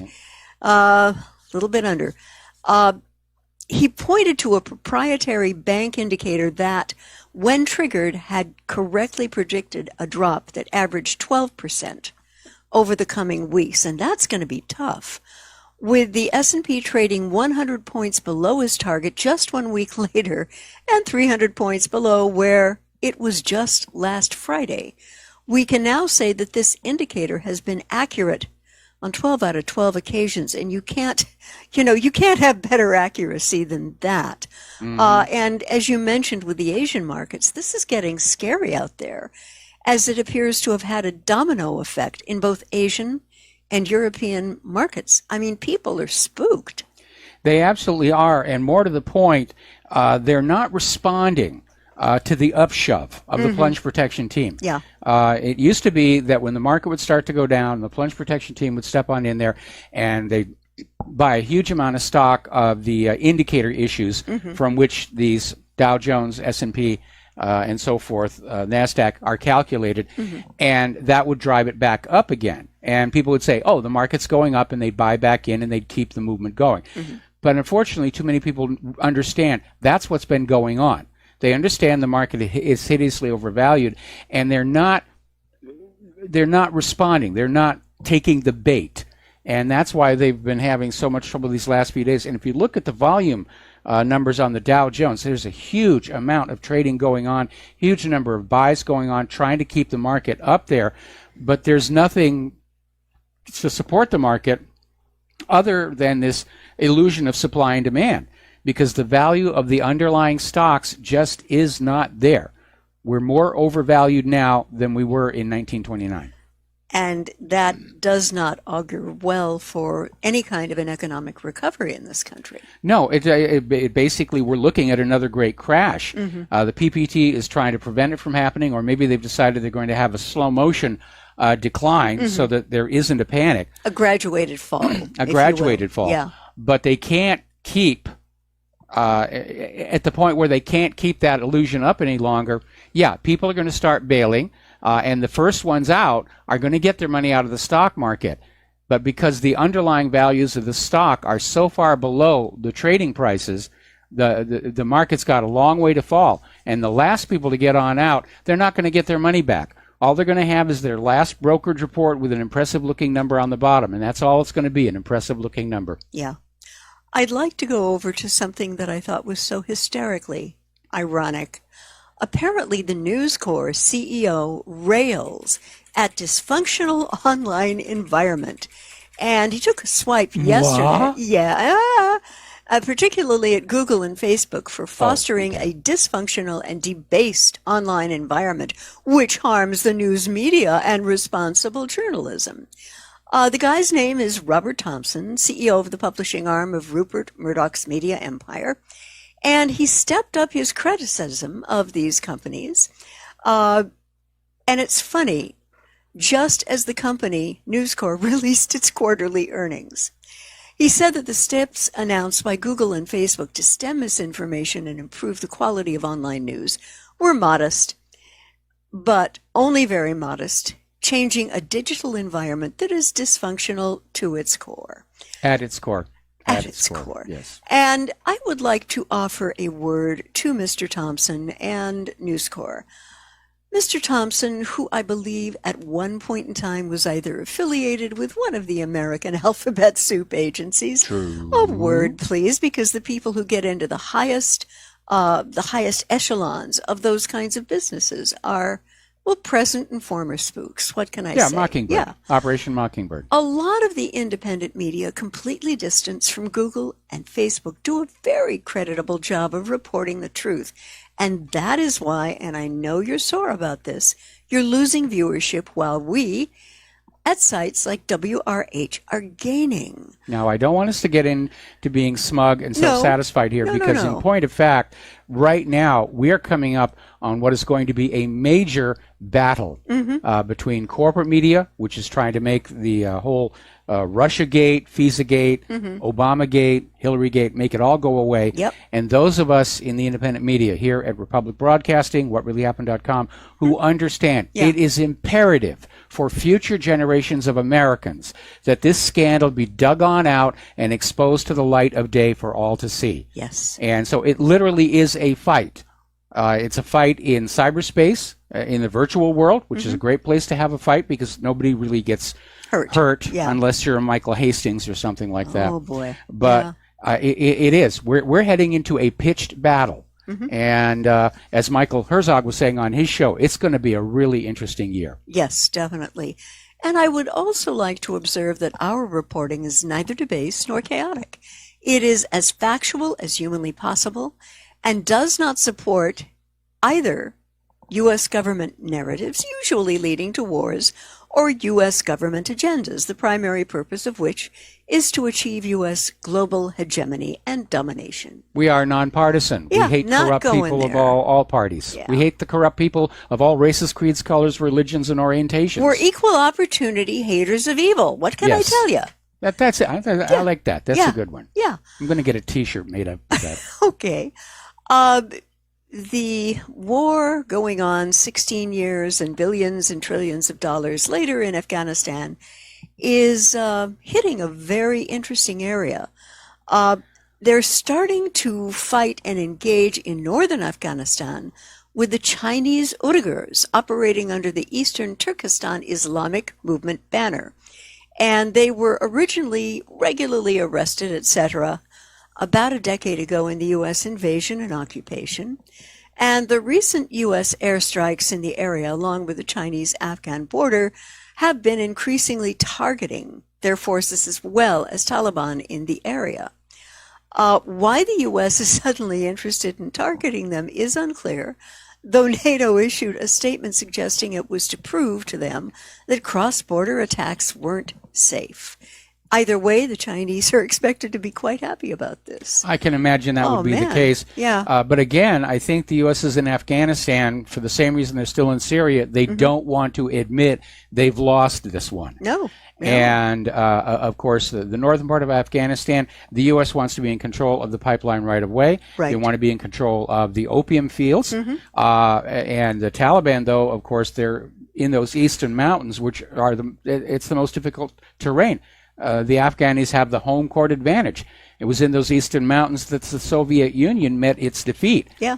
So basically, the U.S. is staying on their part of Afghanistan and saying, here we are and here we stay. But they've lost the initiative. Yeah. And that means ultimately they will lose this war. They are losing this war. And, Afghanistan has not been called the graveyard of empires for absolutely no reason, as the British found out. And the Soviet Union. Yes. And as I am pretty certain we are about to find out. Yeah, I think so. Yeah. Putin's got to be laughing his head off. Oh, man. That we walked into that trap. Yeah. Well, we didn't. The government did. Yes. Yes. The government makes these stupid mistakes, and then you and your children are expected to pay for them. It, yeah. Apparently, the Japanese ruling party is pushing for an Article 9 revision draft of their constitution within this month. And the Mainichi Shimbun is reporting that a body of Japanese ruling Liberal Democrat Party will try to draft a proposed revision of Article 9 of Japan's pacifist constitution as early as this month. The effort is in line with Prime Minister Shinzo Abe's desire to legally define the existence of the country's self-defense forces, the SDF, as part of the document. Now for those who don't understand what's going on here, following the end of World War II and the end of the U.S. occupation, and Japan basically formed a new nation, because of what they had suffered in the war, they wrote into their constitution they didn't want to be seen as a military threat to anybody anymore. And so literally there were severe constitutional limits on how much military they could have, especially military designed to project power outside of Japan itself. Abe wants that to go away.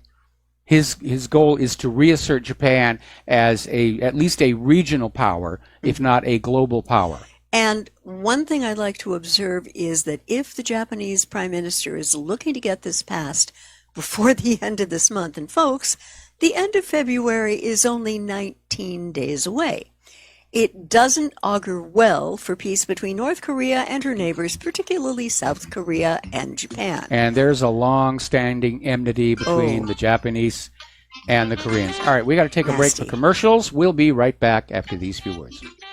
Aloha, America. Welcome back to our show here. And Claire, we're talking about this situation where Japan wants to change their constitution in order to legalize the expansion of Japan's military forces. Yeah, and timing with this sort of stuff is never an accident. No. If they're looking for an end time. And no, I don't think it's coincidence. If they're trying to get this through by the end of the month, I think it telegraphs that the plans for an assault on North Korea in early spring, perhaps March or April of this year, are really perilously close to getting greenlit. It's one thing for Japan to alter their constitution, to say it's legal for us to have an army. Yeah. How long is it going to take for that army to be built? Or has Japan already built it and wants to retroactively say, this was okay for us to do under the Constitution? I have a feeling it was the latter rather than the former. Now, I am hoping and praying that President Trump is listening to Secdef Mattis on this one and chooses to avoid an outright military confrontation against North Korea. The aftermath could be more horrible than anyone can realize, and most likely, should the U.S. do a preemptive strike against North Korea, China will most likely side with North Korea militarily. Not a good thing. Not a good thing. See, here's the idea. A regular conventional war, invasion of North Korea, is going to take time, it's going to cost money, it's going to cost lives, and obviously would result in North Korea accelerating their development of nuclear weapons and long-range missiles. Now, the other approach is a decapitation strike. They go after where they think the nuclear bombs are, where they think the long-range missiles are, and where they think Kim Jong-un is. But that's a dangerous, dangerous gamble.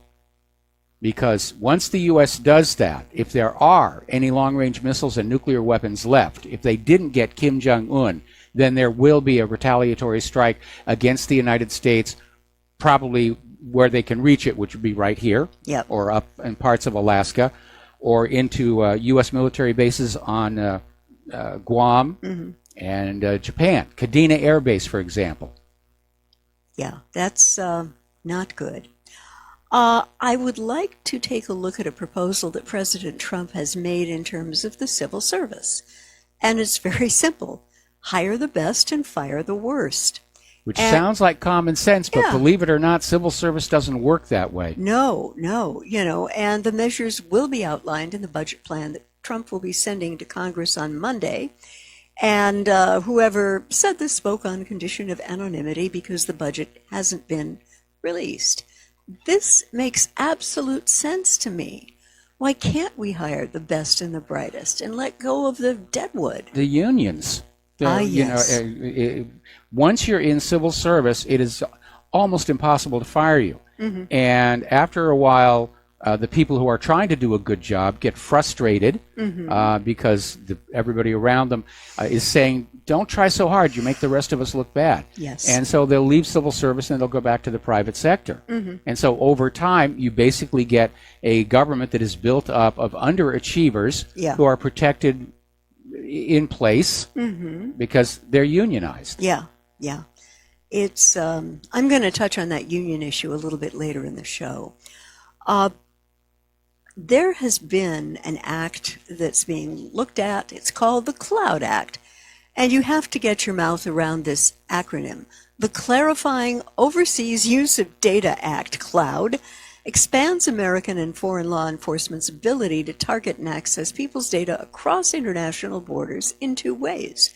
First, the bill creates an explicit provision for U.S. law enforcement, from a local police department to federal agents to immigration to customs, to access the contents of a wire or electronic communication and any record or other information about a person, regardless of where they live or where that information is actually located.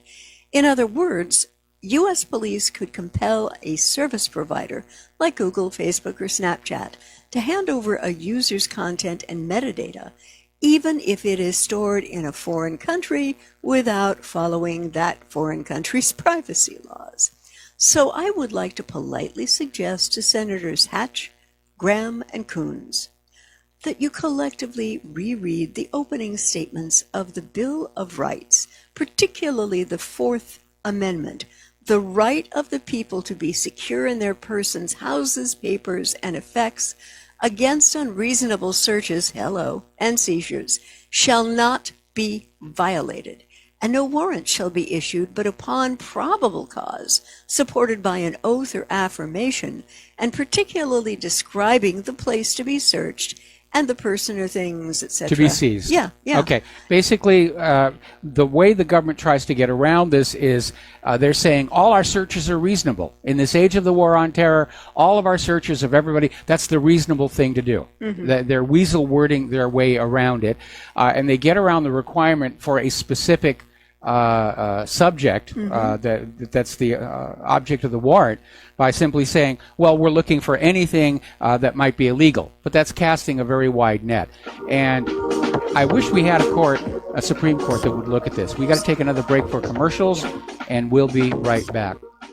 Aloha, America. Welcome back to our show here, and we're talking about this new piece of legislation called the Cloud Act, which basically gives all of American law enforcement supposedly the right to simply acquire whatever data they want about anybody, anywhere in the world, without a warrant. And here's the part that shows the arrogance of the United States government, without regard to the foreign nation's privacy laws. Mm-hmm. Okay?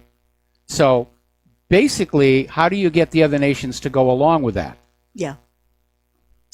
What this is a license to hack. Yes. This is a license to send the NSA off to these servers located in foreign countries and break on into them and cause whatever mayhem they want to do. I can imagine these other countries are going to be very, very angry that the U.S. is saying, we don't have to obey your privacy laws. Yeah.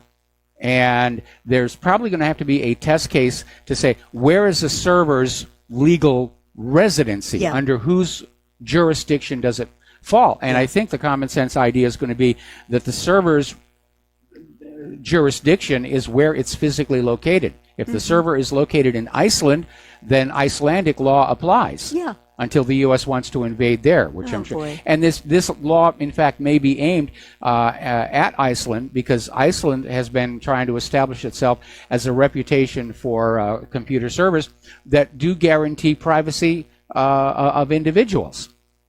But again, either this is something that's going to be pushed through with threats of military action, or it is simply a license for the NSA to break into other people's computers whenever they feel like it. Yeah, but sadly, Mike, in this portion of the 21st century, this is precisely the kind of thinking one has to expect from those in the bowels of power in D.C. This is the kind of legislation which can only come from a government deeply fearful of its own people. And because of all the ugly federal government revelations moving now at warp speed, Americans are going to start to get angry when they realize at what has been done to them by a broken and corrupt system. Okay, I want to back up one paragraph. Yes, the government is definitely worried that the American people are waking up from their slumber, that they're taking the red pill, or whatever metaphor that you want to use, that the American people no longer trust the government, they're no longer willing to obey the government. But there's more to it than that. We have not a government, we have a criminal gang operating inside Washington, D.C. It's a crime spree, is what we're all living through. And we already know from the Seattle Asia-Pacific Economic Conference that U.S. government agents break into computers to steal business secrets to give to political cronies. Yep. So this wanting to go into all of our computers, it's not just the fact that they're trying to find out if any of us are thinking those double plus ungood thoughts toward the government, which the majority of us are. Yeah, okay. But peacefully in my case. Yeah, peacefully. In our case. Yes. It's also to see if somebody is working on something that might be of profit and to literally steal it. To give to a friend, to get to the to market with it a little bit faster. I've lost count of the number of spooks who have actually been arrested for insider trading, for breaking into the computers of business people and getting inside information regarding things that will change the stock price. That happens all the time.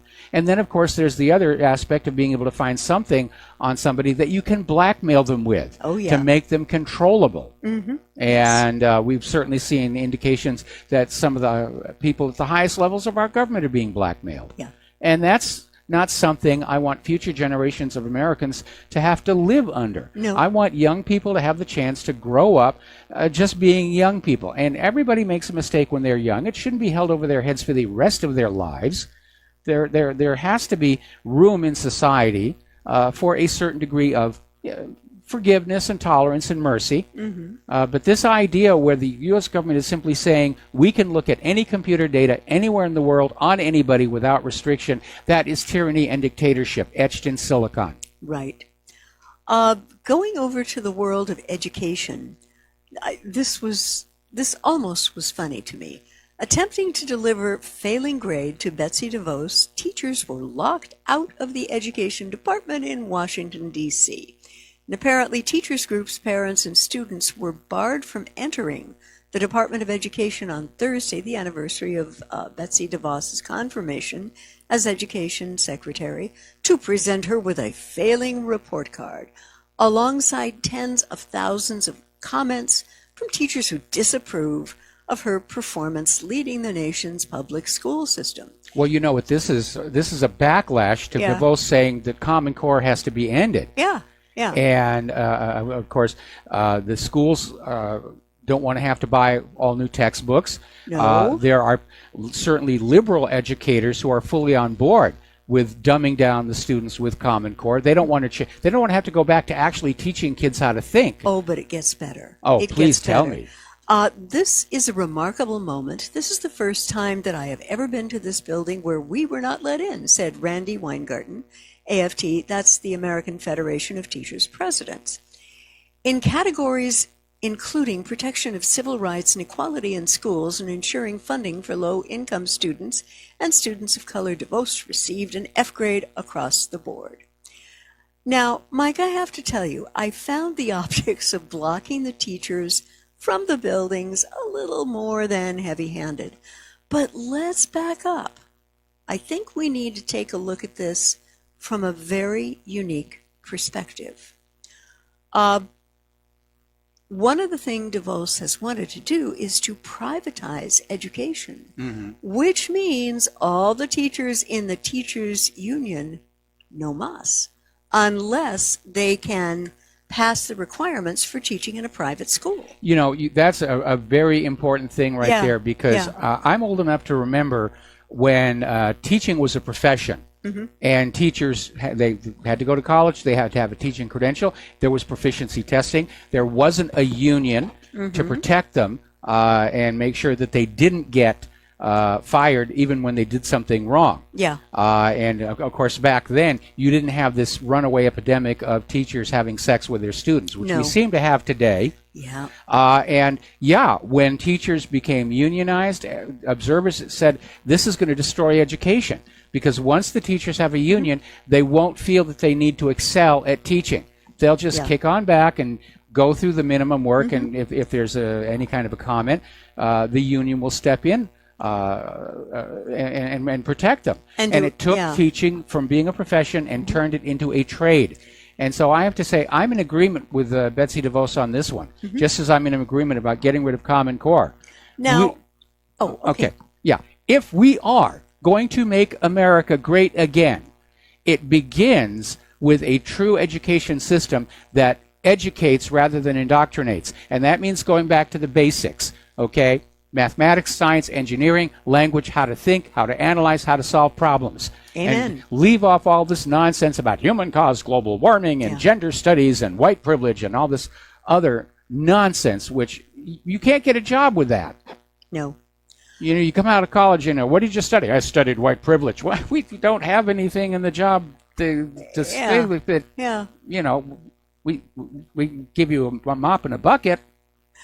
But I remember what have popped up dotting the American landscape in the last 20 years are private schools used by caring parents to fill in the gaps in their kids' education or to get their kids learning better when the public schools to which these kids go have failed these children miserably.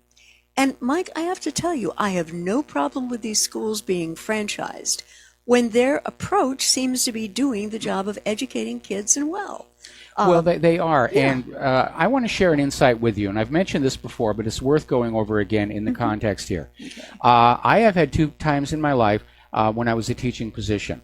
One was right here on Oahu, where I was teaching computer animation as an adjunct professor over at the University of Hawaii at Manoa. I had a lot of fun, loved the kids, had a great time. The other one was many, many years ago, BC, before Claire, when I was living in Southern California, and I got hired to teach remedial math at the high school level, and it was a program that did not require a teaching credential. They were that desperate for people willing to come on in and deal with these remedial classes. So I went on in, and I'm basically dealing with the students who just don't want to learn. They don't care.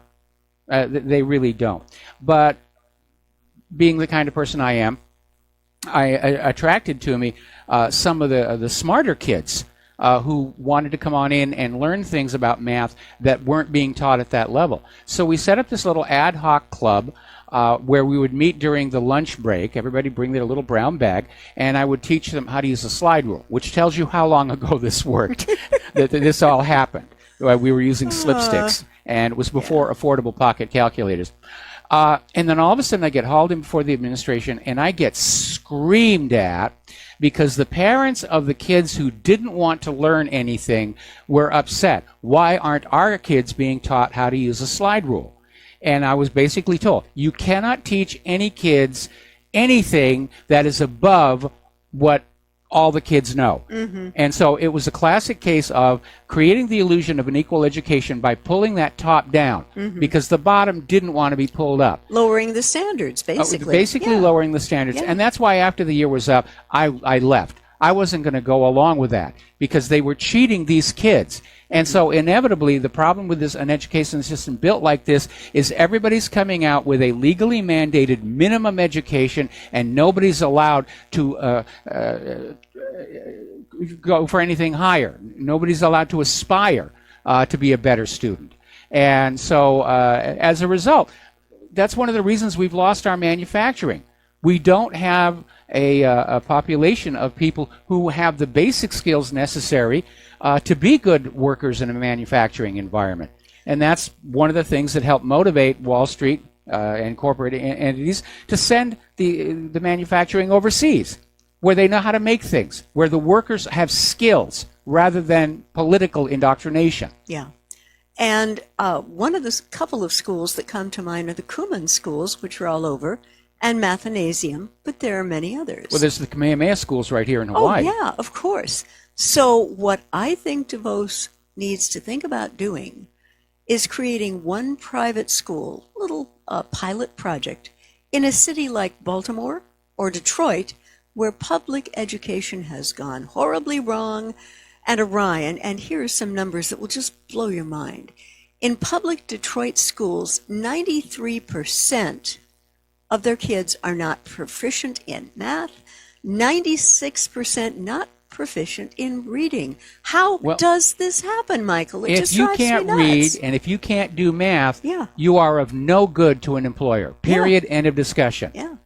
And in the Baltimore schools, school rigging scandal is escalating, and it got so bad that the school CEO had to issue a memo to respond.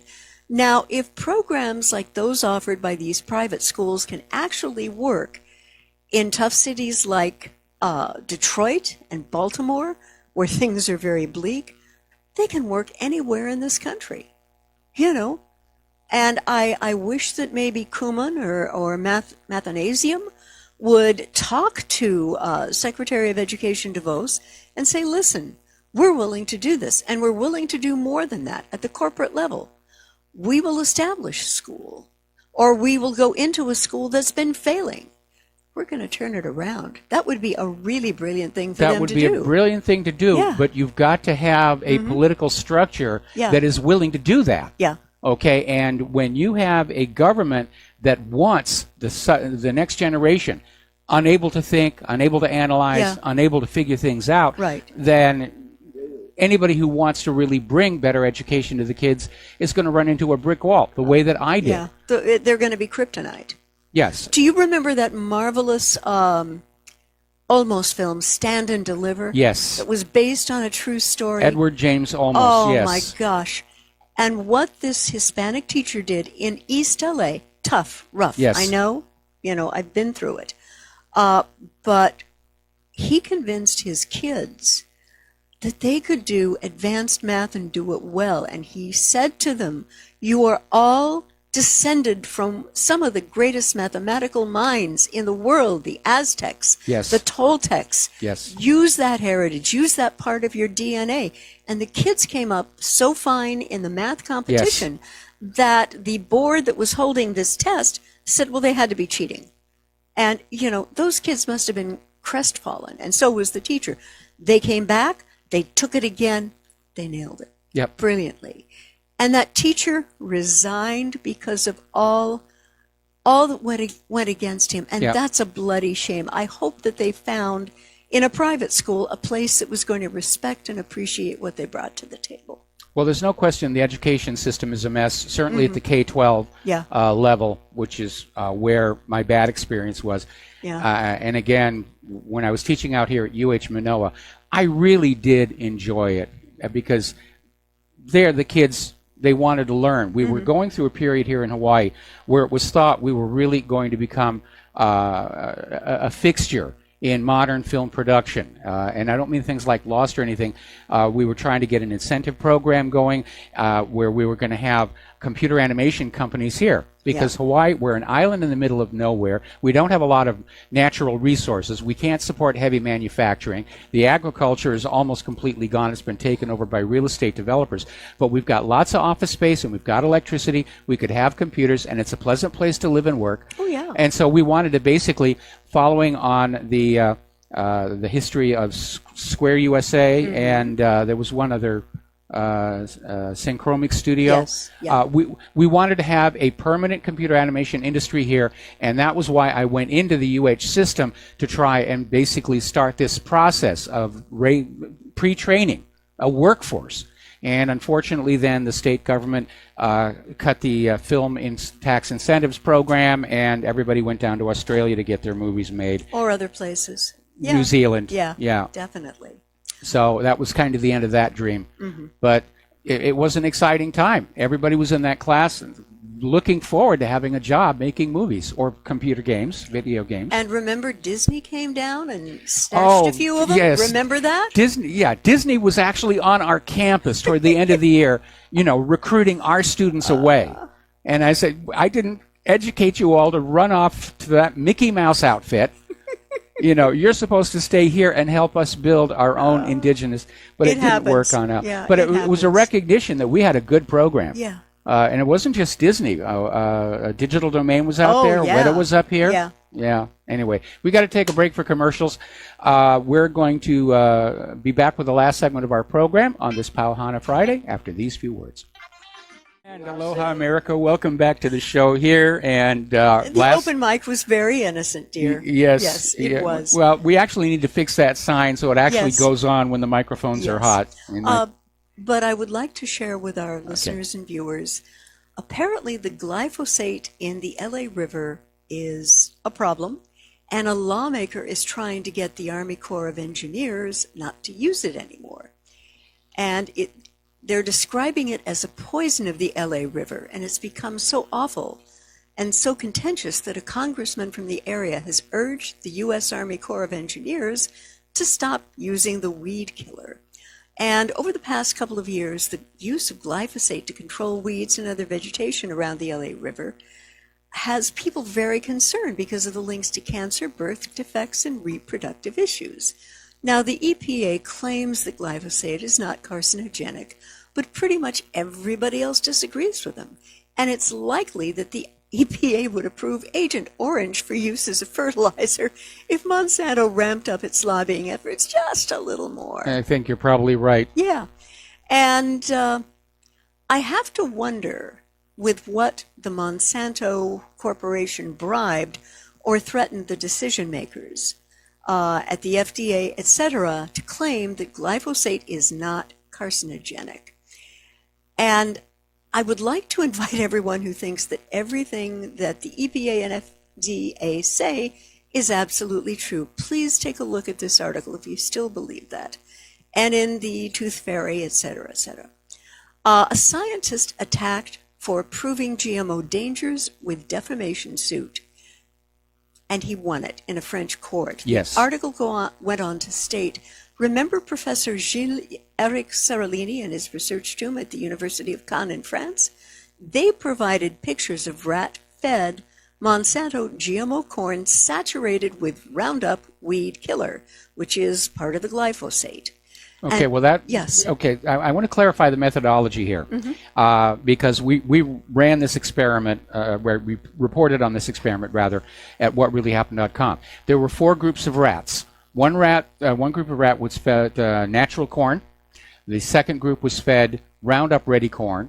The second group was fed natural organic corn, but spread with glyphosate. And the fourth group was eating GMO corn sprayed with glyphosate. Right. And they ran this experiment for the entire lifespan of the rats and found that starting at 4 months, massive tumors began to appear. And, of course, Monsanto had terminated their rat studies at 3 months in order to say Roundup is perfectly safe here. And Monsanto got influence over the journal that published the article. It was pulled. It was retracted. They sued. They finally won. And I'm sorry to rush, but we're just about out of time here. Seralini and his team are among my pantheon of heroes from the scientific community for having had the male attributes to continue with the study and take it to its logical end. Yes, absolutely. Science is politicized, unfortunately, and these guys got treated the same way that Galileo did. There's the music. It's time for us to get on out of here. Please stay tuned to John Stedmiller. I'm sure he's got lots of wonderful things to share with you. Please take what you learn here and share it with everybody that you know. Please help us keep FISA-gate, Hillary-gate, Obama-gate before the eyes of the public. The corporate media wants it all to go away. We are not going to let that happen. Can't let it happen, folks. Have a really good weekend. We'll be back on Monday, and aloha, America.